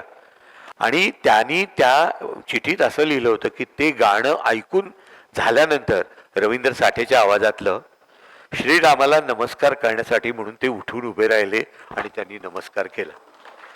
आता याला तुम्ही चमत्कार म्हणा किंवा त्या विशिष्ट क्षणी त्यांना आलेला हुरूप म्हणा, ज्याचा त्याचा प्रश्न आहे, पण असं घडलं ही गोष्ट खरी आहे. माझ्याकडे एक पुस्तक आहे, या पुस्तकाचं नाव आहे संत एकनाथांनी भावार्थ रामायण लिहिलं होतं आणि आनंद माडगुळकरांनी भावार्थ गीत रामायण लिहिलंय. हे पुस्तक उत्कर्षाने प्रकाशित केलेलं आहे, आपल्या ग्रंथालयामध्ये नक्की असू शकेल, नसेल तर आपण मागून घेऊच शकतो या लोकांच्या करता.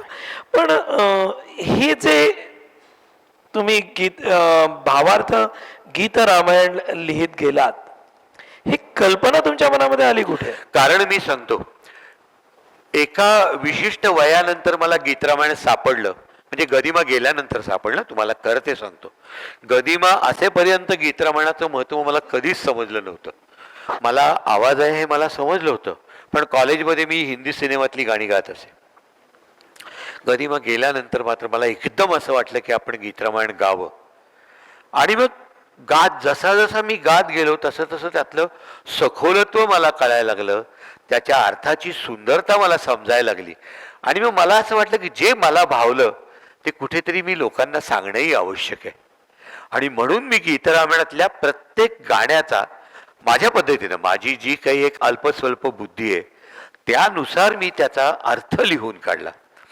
गीत रामायणातले किस्से सुद्धा, गीत रामायणाचे रामायण या एका पुस्तकात, ते पुस्तकही मी नाही ते आणलं नाही, हा ते पुस्तकही मी लिहून काढलं. त्यात ह्या ज्या मी तुम्हाला काही निर्मिती कथा सांगितल्या, त्या निर्मिती कथा मी मुद्दाम लिहून काढल्या.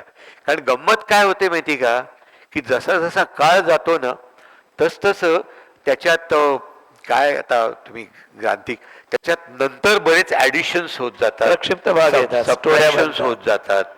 आता तुम्हाला एक किस्सा माहीत असेल की पु ल आणि गदिमा शूटिंग करून रात्रभर शूटिंग करून पहाटे दिवसा प्रभात स्टुडिओमधनं परत येत होते आणि म्युन्सिपाल्टीनं दिवे विझवले तेव्हा त्यांना विझले रत्नदीप नगरात आता जागेवा यदुनाथ हे गाणं सुचलं. हा मला माहीत असलेला किस्सा होता.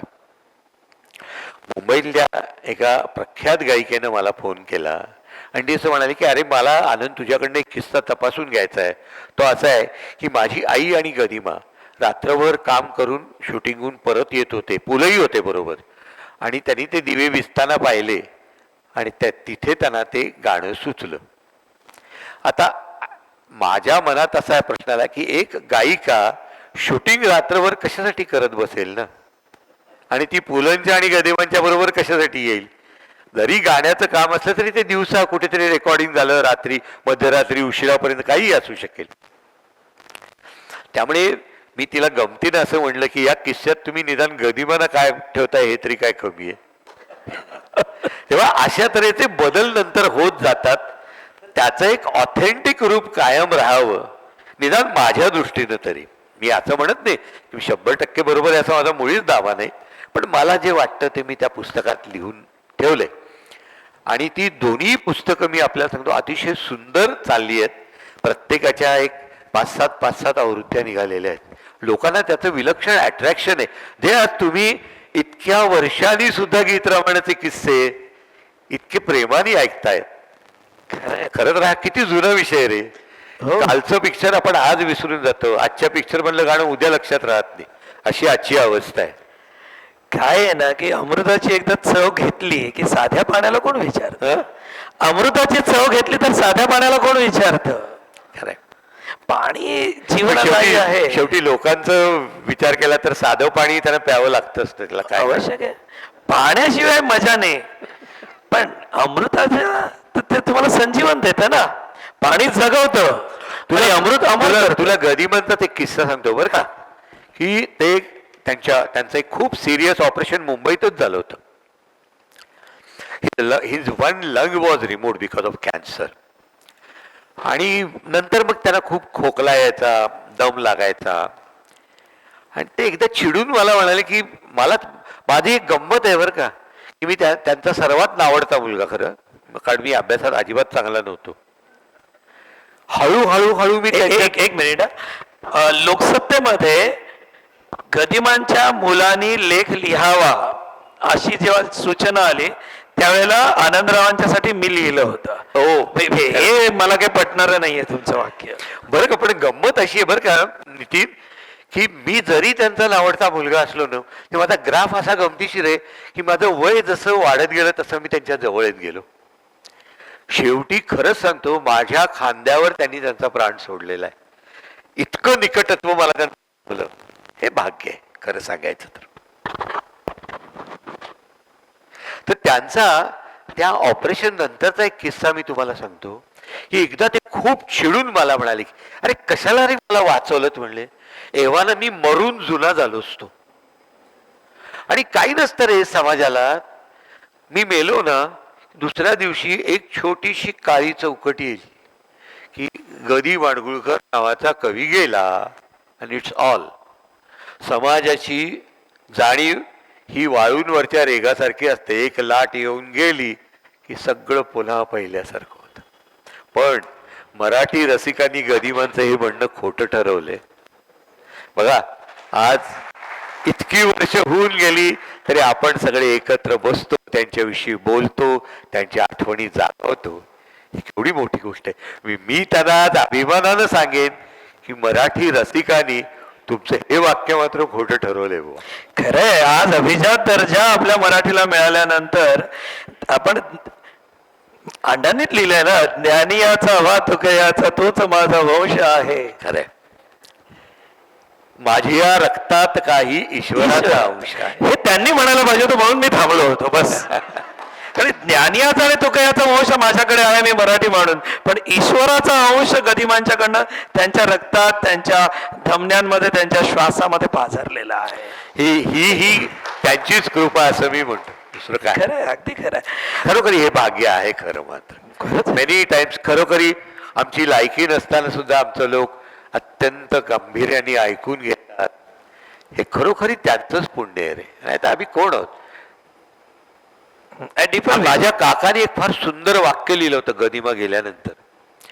ही गदिमांच्या जाण्यामुळे आम्ही माडगुळ कुटुंबातली माणसं सगळी भडंग भटके झालो आहोत असं त्यांनी. हे अनेक अर्थाने खरे. तुम्ही आता हा कुटुंबातला उल्लेख केल्यानंतर मला पटकन तुमच्या सगळ्यांच्या मनात कदाचित हा प्रश्न आला असेल, तात्या माडगुळकर, हो, भालचंद्र माडगुळकर वगैरे या लोकांनी गीतरामायण कसं स्वीकारलं, ते कसे रिॲक्ट होत असत? तात्यांचं मी तुला सांगू का, तात्यांचं एक म्हणजे व्यंकटेश माडगुळकरांचं एक काही वेगळंच होतं. त्याच्याविषयी थोडंसं बोलूया आपण. किती वेळ आहे बघ बाबा मला, कारण काय माझं प्रवचन असंच चालू राहणार. तू सांग. रसिका हो, आपण जाऊया थोडं पुढे अजून, कारण 1.25 तास झालेला आहे ऑलरेडी. तात्यानं मी एकदा, ते म्हणतात 1.25 तास झाला, ते मला 1.25 तास झाला. नाही खूप छान. तू पण आपण फार नको लांबवायला, पण मला तात्यांविषयी थोडंसं बोलायला आवडेल. तात्यानं मी शेवटी तात्यांचे माझे संबंध अगदी छान झाले होते, म्हणजे त्यांच्याशी बसून गप्पा मारण्याकरता. मी तात्यांना एकदा विचारलं की अहो पप्पांनी म्हटलं दी माडगुळकर, गजानन दिगंबर माडगुळकर असं घसघशीत नाव लावलं संपूर्ण, तुम्ही नुसतं व्यंकटेश माडगुळकर लावलं. म्हणलं ह्याच्या मागे तुमचा काही उद्देश होता का, तुम्ही ते उगीच तसं केलं? नाही म्हणले, त्याच्या मागे एक उद्देश होता. तो उद्देश असा म्हणले की अण्णांना चित्रपटाचे कवी लेखक म्हणून हळूहळू नाव वाढायला लागलं त्यांचं. आणि त्यावेळेला म्हणले मी खेड्यात होतो आणि मी खेड्यात आपली गाय चरायला घेऊन जायचो. गावातले लोक म्हणायचे की आता अख्खा जन्म वडील बंधूची धोतरं वडवण्यात जाणार आहे, बरं का. तेव्हा म्हणले मी ठरवलं की आपल्याला अण्णांच्या पेक्षा काहीतरी एकदम वेगळी वाट चोखाळली पाहिजे. आणि त्यांनी ती चोखाळली आहे बघा. त्यांची तुम्ही रायटिंग स्टाईल बघा, त्यांची थिंकिंग स्टाईल बघा, गदिमांच्या पेक्षा पूर्ण वेगळी आणि तरीही अप्रतिम. गदिमा आणि तात्या माडगुळकर अशी 2 महान व्यक्तिमत्वांना जन्म घालणारे त्यांच्या आईला काय वाटायचं त्यांच्याबद्दल? त्याच्यावरही एक गंमत आहे. एकदा हे 3 जण बोलत बसले होते, म्हणजे व्यंकटेश, गदिमा आणि आई त्यांची बनूताई. बोलता बोलता आई काहीतरी बोलत होती, तर तात्या चटकन म्हणले अण्णा आईचा आवाज कसा वाढलाय बघा गावाबद्दल बोलताना. तर ती म्हणली अरे तुम्ही तर दोघेच लेखक आहात, माझ्या पोटी 2 लेखक जन्माला आहेत, मलाही देवाने काही अक्कल दिली असेलच की नाही. दोघही गप्प बसले, कारण त्याच्यावर बोलण्यासारखं काही नव्हतं. असं आहे. तुम्ही एक कार्यक्रम केला होता ना, थोरलीपाती धाकटीपाती? हो केला होता. काय होता तो? असंच तात्यांच्या आठवणी, गदिमांच्या आठवणी, त्यांची रिलेशन्स, फार छान रिलेशन्स.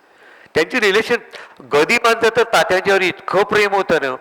तात्या कधीतरी एकदा त्यांना बोलले होते की मला शिकारी करता बंदूक हवी आहे, म्हणून त्यांनी एका दिवसात एक पटकथा लिहून एका चित्र निर्मात्याला दिली होती की त्याचे 1,500 रुपये त्यांनी घेतले आणि तात्या तुला हवी ती बंदूक घेऊन ये वगैरे, असं त्यांचं होतं बा. आपल्या घरामध्ये गेल्यानंतर, पंचवटीत पाऊल टाकल्यानंतर समोर असा निळा कोच आहे. वा, त्या कोचाचा तर किस्सा इतका छान आहे, तुला सांगतो. गदिमांचे एक मित्र होते संभा मेंदळे म्हणून, बरं का. ते संभा मेंदळे अतिशय शैनी माणूस, म्हणजे फॅशनेबल. कुठलीही त्यांना चांगली वस्तू दिसली ना की ती ते विकत घ्यायचे. आणि मग त्यांचा असा एक विचार असायचा की ही वस्तू आपण अमक्या अमक्या मित्राला नेऊन देऊया, त्याच्याकडे ती चांगली शोभेल. असं कोणी विचार करतं का? पण ते करायचे बरं का. गदिमा राहत होते बाबा पाटकांच्या खोलीत, म्हणजे त्यांचे सेक्रेटरी खोली केवढी होती, हे एवढ्या कोपऱ्या एवढी खोली. त्याच्यात हे 5-6 सगळे पु ल देशपांडे, राम गबाले, सुधीर फडके सगळे तिथंच गोंधळ त्यांचे चाललेले असायचे. त्यात तो संभावेंद्र तो कोच घेऊन आला. म्हणला अण्णा हा तुमच्यासाठी कोच मी फक्त 50 रुपयानं विकत घेतलेला आहे, हा तुमच्या करता. तो म्हणले अरे मी कुठे ठेवू, पण माझं स्वतःचं घर नाही अजून पुण्यात, तर हा मी नाही. ते म्हणले हे बघा मी असं पाहिलंय की या कोचावर तुम्ही राजासारखे बसलेले आहात, तेव्हा तुम्हाला हा कोच ठेवायचा असला तर ठेवा, नाहीतर फेकून द्या, मी चाललो. मग त्यांनी निमूटपणे पाकिटाच्या खिशात हात घातला आणि त्याला 50 रुपये दिले. तो कोच गदिमांनी आमच्या जागा बदलल्या. म्हणजे आम्ही गोटातनं प्रभात रोडला राहायला आलो, प्रभात रोडवरनं पवार बंगल्यात राहायला आलो, तिथनं पंचवटीत आलो, सगळीकडे तो कोच आला. गदिमाला सीट ऑफ प्रॉस्पेरिटी म्हणत असत, की गदिमांचं वैभव जसं वाढत गेलं तसं त्या कोचाचंही वैभव वाढत गेलं. एकदा जर तुम्हाला गंमत सांगतो, मी कॉलेजमधनं परत आलो तर पपांजी वेगळाच मनुष्य कोचावर बसलेला होता तिथे. एवढं झालं हे काय झालं आज, बघतो तर आचार्य अत्रे होते साक्षात. आणि मग पप्पा म्हणले अरे नमस्कार कर त्याला, तर मी असा नाही म्हण, पायाला हात लावून नमस्कार कर. मी सांगतो तुम्हाला की पप्पानी तो सीट ऑफ प्रॉस्पेरिटी इतका मनापासून जपला. त्या सीट ऑफ प्रॉस्पेरिटीच्या बरोबर त्यांच्या घरामध्ये एक ब्लेसेड टेबल आहे. येस येस येस येस, आपण त्याच्यावर दॅट ब्लेस टेबल, ती एक कहाणी आहे वेगळी. आम्ही 7 पोरं, आम्ही 7 भावंडांना वाटेल ते हट्ट करायचो, आणि पप्पांच्याकडे हट्ट धरायची आमची लायकी होती, कारण ते हाणायचे आम्हाला चांगले धरून, त्यामुळे त्यांच्याकडे आम्ही हट्ट करायचो नाही. आईकडे कटकट कटकट की आम्हाला टेबल टेनिस खेळायचे. पण तिने एक टेबल टेनिसचं टेबल करून आणून ठेवलं तिथे, आमचे सुतार होते त्यांच्याकडे. ते एवढं मोठं टेबल होतं की आमच्या डायनिंग टेबल हॉलचा अर्ध्यापेक्षा जास्त भाग ते टेबलाने व्यापला. शिवाय आमच्या सगळं दिवसभर आम्ही त्याच्यावर टेबल टेनिस खेळायचो, त्यामुळे घरची मंडळी वैतागली भयंकर. काही दिवसांनी आमचं टेबल टेनिसही थांबलं. मग आईनं काय आयडिया केली, तो त्याचा टॉप काढला आणि आमचं जे डायनिंग टेबल होतं त्याला लावला, आणि ते 8 माणसांना बसता येईल असं मस्त टेबल झालं. आणि त्या टेबलावर मी तुम्हाला सांगतो की बाळ ठाकऱ्यांपासून पु ल देशपांडेंच्यापर्यंत सर्व मंडळी जेवून गेलेली आहेत, इन्क्लुडिंग आचार्यात. आणि पुभा भावे त्या टेबलाला दॅट ब्लेस टेबल असं म्हणत असत, की हे टेबल बाहेर. आणि खरंच तुम्हाला सांगतो की त्या टेबलावर बसून काही लिहिलं ना तर चांगलं सुस्त आहे. हा माझा सुद्धा अनुभव आहे. म्हणजे बघ आणखी काय पाहिजे. तुमच्या घरामध्ये अण्णांच्यामुळे महाराष्ट्रातले भारतातले सगळे मोठे साहित्यिक येऊन गेले, पण अण्णांनी प्रत्येकाला स्वतंत्र नावं ठेवलेली होती ना. काय काय अण्णांनी गदिमांनी त्यांच्या मित्रांना वेगवेगळी नावं ठेवलेली हो होती. हो हो होती ना, पण ते नावं फार प्रेमाने ठेवायचे, म्हणजे की त्या मित्रांना सुद्धा फार नाही, हा. वाईट वाटायचं नाही त्यांचे. म्हणजे की उदाहरणार्थ आता कोणाची नावं घ्यावीत हा प्रश्नच आहे थोडासा. उदाहरणार्थ आता खरंच तुम्ही हे, आता मी तुम्हाला कसं म्हणू की तुम्ही हे बाहेर बोलू नका. राजा व मंगळवेढकरांना ते राजा ऑफ मंगळवेढा असं म्हणत असत. भावे काका आणि ते म्हणजे पुबा भावे आणि ते एकमेकांना विलक्षण नावाने हाका मारत असत. म्हणजे भुवेश्वर पंत, वुल्फ ऑफ माडगुळ, बरं का, डेंगरू असं एक त्यांनी नाव शोधून काढलं होतं. त्याच्यावर भावे काकांनी एक कविताही केली होती. एकदा कोणतरी गेलं बरं का, आता मला आठवत नाही कोण, तर भावे काकांनी त्याच्यावर चक्क ओवी रचली की मृत्यून म्हणे हा नेहरू, बरं का, मृत्यून म्हणे हा नेहरू, मृत्यून म्हणे हा कांगारू, मृत्यून म्हणे हा डेंगरू ऑस्ट्रेलिया देशातला. काय काव्य होतं कोण. अण्णा हे सर्वस्पर्शी प्रतिभा असलेले, आणि यांच्याकडे कथेची फक्त प्रतिभा होती वेगळ्या प्रकारची. भावे काकांचे ते म्हणजे लहान मुलं लाजतील असे त्यांच्या लीला असायच्या सगळ्या. ते एकमेकांना तक्क्यानी मारायचे, भांडायचे प्रचंड. लिहिता लिहिता की काम करायला नको, घट्ट भाकरी आणि लठ्ठ पिठलं खायला हवं, काम कर तर पैसे मिळतील असं म्हणून मग पुन्हा लिहायला बसायचे. सौभाग्य नावायचं एका चित्रपटाची गोष्ट त्या दोघांनी मिळून लिहिली होती. कारण भावे काकांनी आणि अण्णांनी भावे काका आणि अण्णा. ती ऍक्च्युली गोष्ट भावे काकांची होती. कादंबरी होती सौभाग्य त्यांची. हा? सौभाग्य कादंबरी होती त्यांची. नाही नाही नाही नाही कादंबरी नव्हती, म्हणजे मी तरी वाचली नाहीये. नंतर एक हिंदी पिक्चर सुद्धा होतं, ते सुद्धा भावे काकांनी आणि गदिमांनी मिळून लिहिलं होतं. हरियाली और रास्ता म्हणून होतं पहा. ती मूळ कथा त्यांची होती. अनेक तुम्हाला गंमत सांगतो, हे जे हिंदीवाले आहेत ना, हे फार बनेल मंडळी असतात की ऐकून जातात आणि मग ते त्याचं काहीतरी वेगळं करतात. उदाहरणार्थ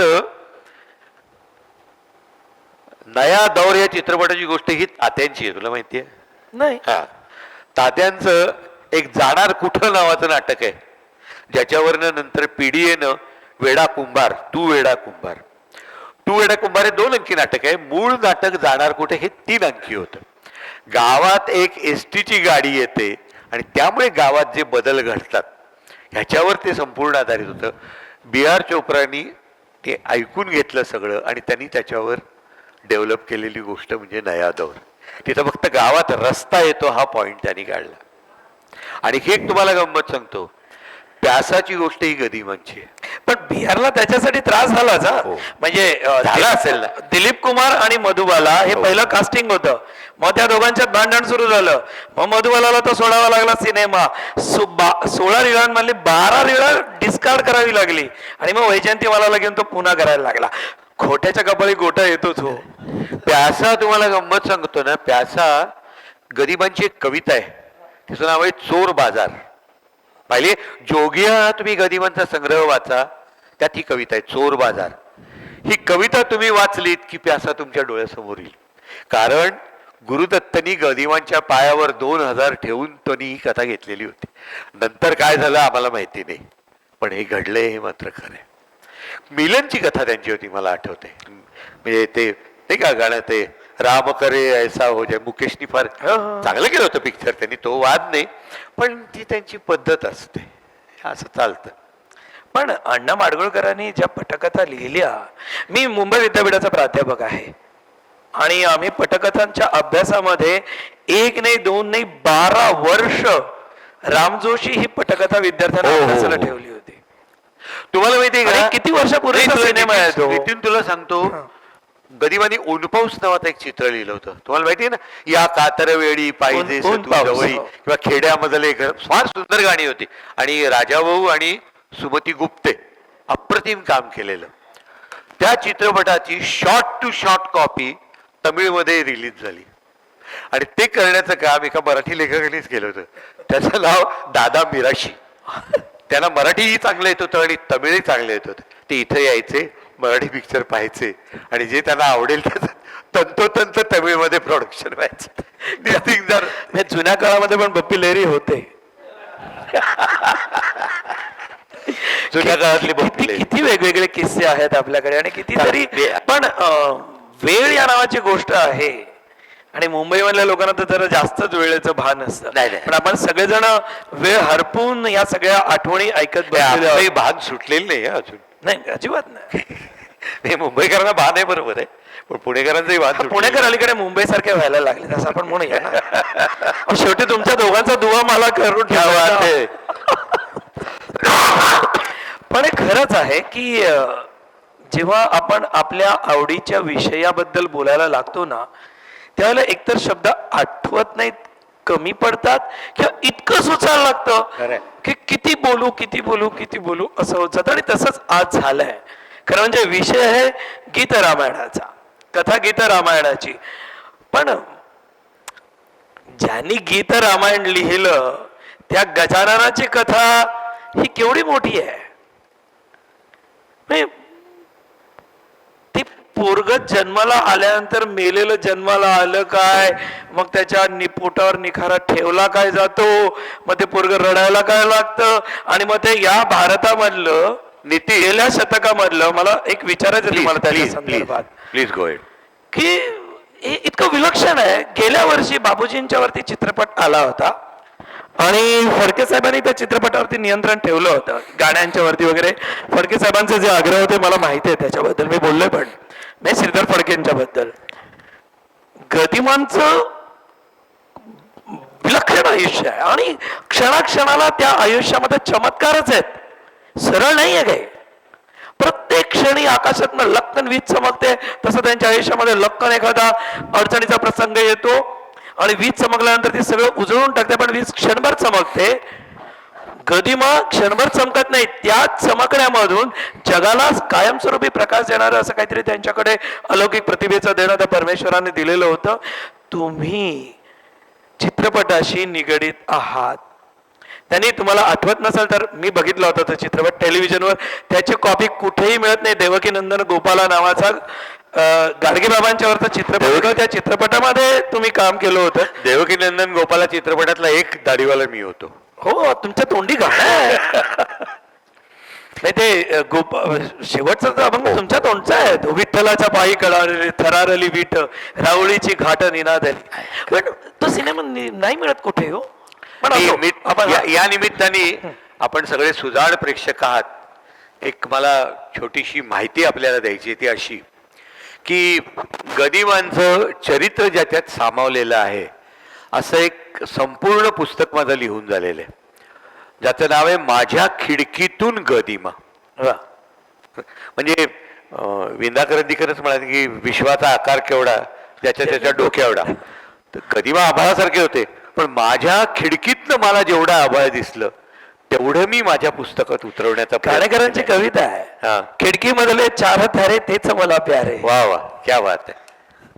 तर असं एक पुस्तक माझं लिहून झालेलं आहे आणि त्या पुस्तकावर आधारित अशा गदिमांच्यावरच्या एका चित्रपटाची निर्मिती माझी मुलगी हर्षदा तिनं सगळी तयारी सुरू केलेली आहे.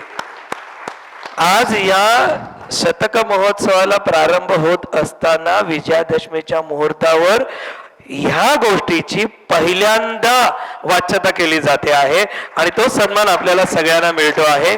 गदिमांच्यावरचा चित्रपट संहिता बरीचशी पूर्ण झालेली आहे.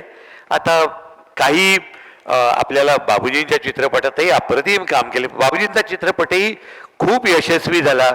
माझी कल्पना आहे ऑस्करसाठी त्याचं नॉमिनेशन झालेलं आहे. म्हणजे एका वेगळ्या विषयावर निर्माण झालेला चित्रपट सुद्धा अशा पद्धतीनं जाऊ शकतो पुढे. हाही एक वेगळा चित्रपट आहे. गदिमांचं आयुष्य तर खरोखर तू म्हणालास तसं लोक विलक्षण प्रसंगांनी भरलेलं आहे नुसतं. की एकदा मी तुम्हाला सांगतो की ओढ्याच्या डोहात बुडले होते, तर तिथेही ते पुन्हा गेलेच होते जवळजवळ. तिथेही ते पुन्हा योगायोगानेच वाचलेले. असे अनेक गमतीशीर आहेत योगायोग त्यांच्या आयुष्यात आले अगदी शेवटपर्यंत. की इकडे मातोश्रींचा सत्कार आदर्श माता म्हणून चाललाय आणि इकडे यांनी शेवटचा श्वास घेतलाय. अशा ते विलक्षण योगायोग त्यांच्या आयुष्यात आहेत. तर ते सगळे करण्याचा मी त्या संहितेत प्रयत्न केलाय. आता बघूयात त्याचं सगळी जोडणी, कारण आजकाल मराठी चित्रपट तितकं सोपं प्रकरण राहिलेलं नाहीये, पण होईल होईल मला वाटतंय. आभाळभर पसरलेले आणि आपल्याला सगळ्यांच्या सदिच्छा आणि आशीर्वाद बरोबर असू द्यात. निश्चितपणे हा प्रकल्प प्रत्यक्षात येईल. नक्कीच. आपण ह्या कार्यक्रमाच्या शेवटाकडे जाऊया. शेवट त्यांच्याच शब्दांनी होऊ द्या. थोडस मला माहित नाही हे किती असेल ते, पण मी आणि अण्णा, मी आणि पप्पा ह्यावरती बोलत बोलत आपण आजचा कार्यक्रम संपवूया. तुम्हीच बोलणार आहात, तुमच्याच बोलण्याने त्याचा समारोप करूया. आणि काही शेवटी तरी चालेल. म्हणजे मला काय वाटतं की पण आपण शेवटाकडे जाण्याच्या पूर्वी गीत रामायणातल्या एखाद्या कडव्याने आपण करूया का? चालेल, अगदी खरं. माझं एक नाही पराधीन आहे जगती तर आहेत. खरं सांगायचं तर सगळं गीत रामायणच आहे. आपण काय काय निवडणार त्याच्यातलं. पण कार्यक्रमाचा समारोप म्हणून सांगतीच्या गाण्यातलं एखादं कडवं घेऊया का पराधीन मधलं घेऊया, तुम्ही म्हणाल तसं. पण आपण शेवटाच्याकडे जाण्याच्या पूर्वी शेवटी संयोजकांचं बरोबर असतं. बरोबर आहे ना?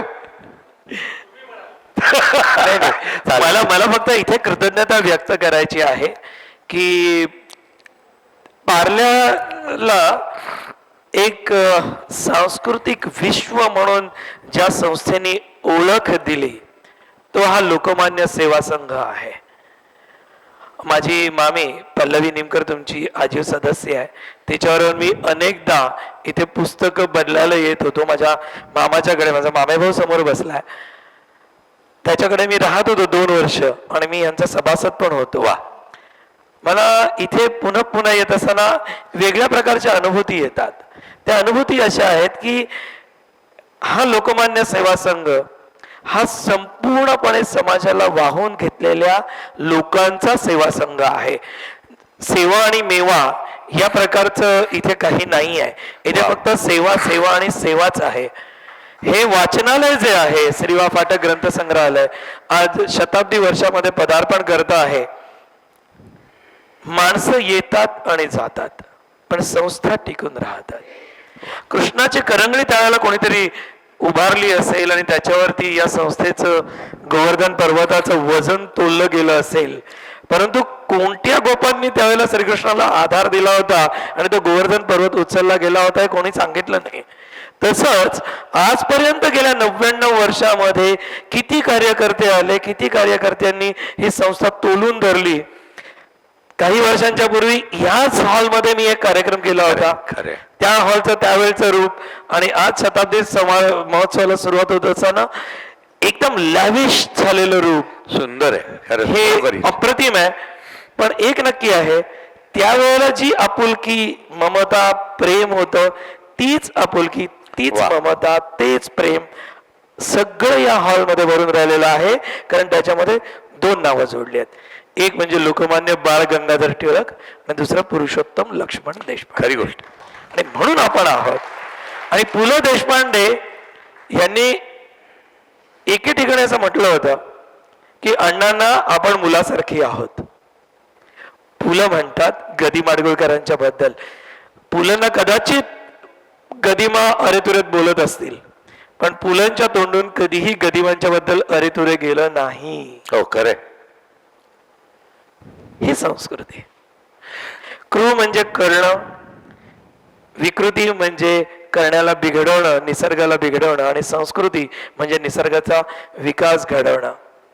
लोकमान्य सेवा संघाने फाटक ग्रंथ संग्रहालयाने कार्यकर्त्यांनी आपल्या सगळ्यांच्यावर आभासारखं प्रेम करणाऱ्या आणि शब्दांचा अवकाश आपल्याला देणाऱ्या गदी माडगुळकरांनी जे सगळं काही दिलेलं आहे ती संस्कृती आहे. ती संस्कृती आपण जपली पाहिजे आणि तेच आश्वासन आपल्या मनामध्ये आजच्या कार्यक्रमाचा समारोप होत असताना आपण सगळे एकमेकांना देऊया. आनंदराव, मी आयुष्यात पहिल्यांदा तुमच्या शेजारी बसून काहीतरी बोललेलो आहे. चुकलं मागलं मला मी अशी कदाचित अभावितपणे बोललो असतो. आता मी मुद्दाहून उल्लेख करतो की आता माडगुळकर कुटुंब हे आमच्या कुटुंबापुरतं मर्यादित राहिलेलं नाही. जी जी मंडळी गदिमांच्या साहित्यावर प्रेम करतात ती आमची कुटुंबीय आहेत असं मी मानतो. आता ही जी नावं आहेत ना ही महाराष्ट्राचंच रूप झालेलं येतो. गदिमा काय, पु ल काय, बाबूजी काय. तुम्ही मला एक अलास्कातलं जोडपं भेटलं होतं अमेरिकेत कार्यक्रमाकरता गेलेलं. ते म्हणले अहो 6-6 महिने आमचा जगाशी संबंध तुटतो. अशा काळात फक्त पुलंची भाषणं म्हणजे त्यांचे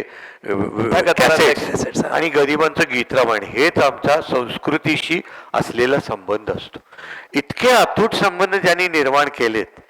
मला असं वाटतं की गदिमाही स्वतः म्हणत असत की अरे माझी सिनेमातली गाणी इव्हेंच्युअली लोक विसरतील पण गीतरामायण मात्र राहील. खरं आहे, असंच आहे. असो, तुम्ही मला आवर्जून बोलावलं, तिथे माझे विचार ऐकून घेतलेत. नितीनने अत्यंत प्रेमाने मला प्रश्न विचारले आणि आपणही ऐकून घेतलेत की माझी जी एक पार्ल्याविषयी खरोखरीच अत्यंत आदराची भावना होती की ज्यांनी पुलंसारख्या साहित्यिकाला प्रोत्साहन देऊन पुढे आणलं.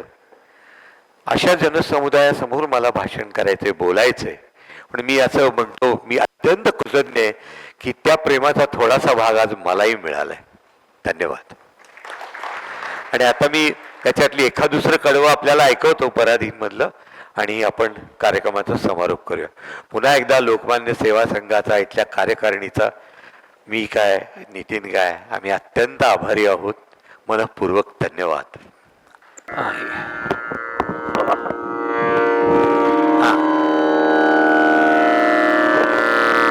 दैव ठात दुःखे फर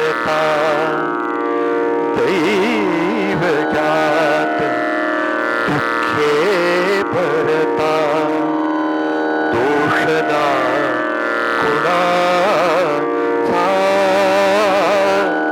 पराधीन आहे जगती पुत्र मानवाचा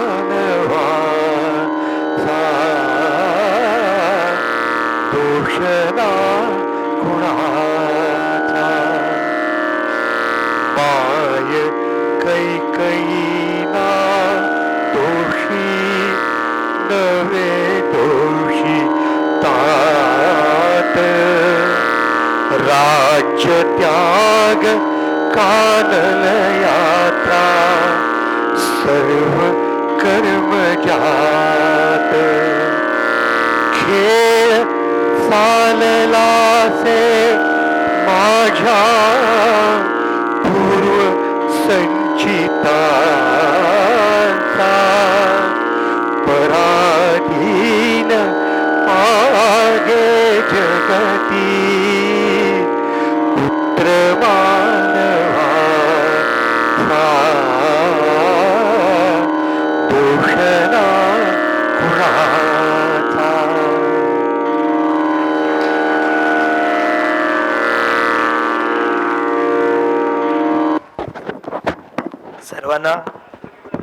सर्वांना आदरपूर्वक धन्यवाद. आपण राष्ट्रगीतासाठी आपल्या जागेवरती उभे राहूया.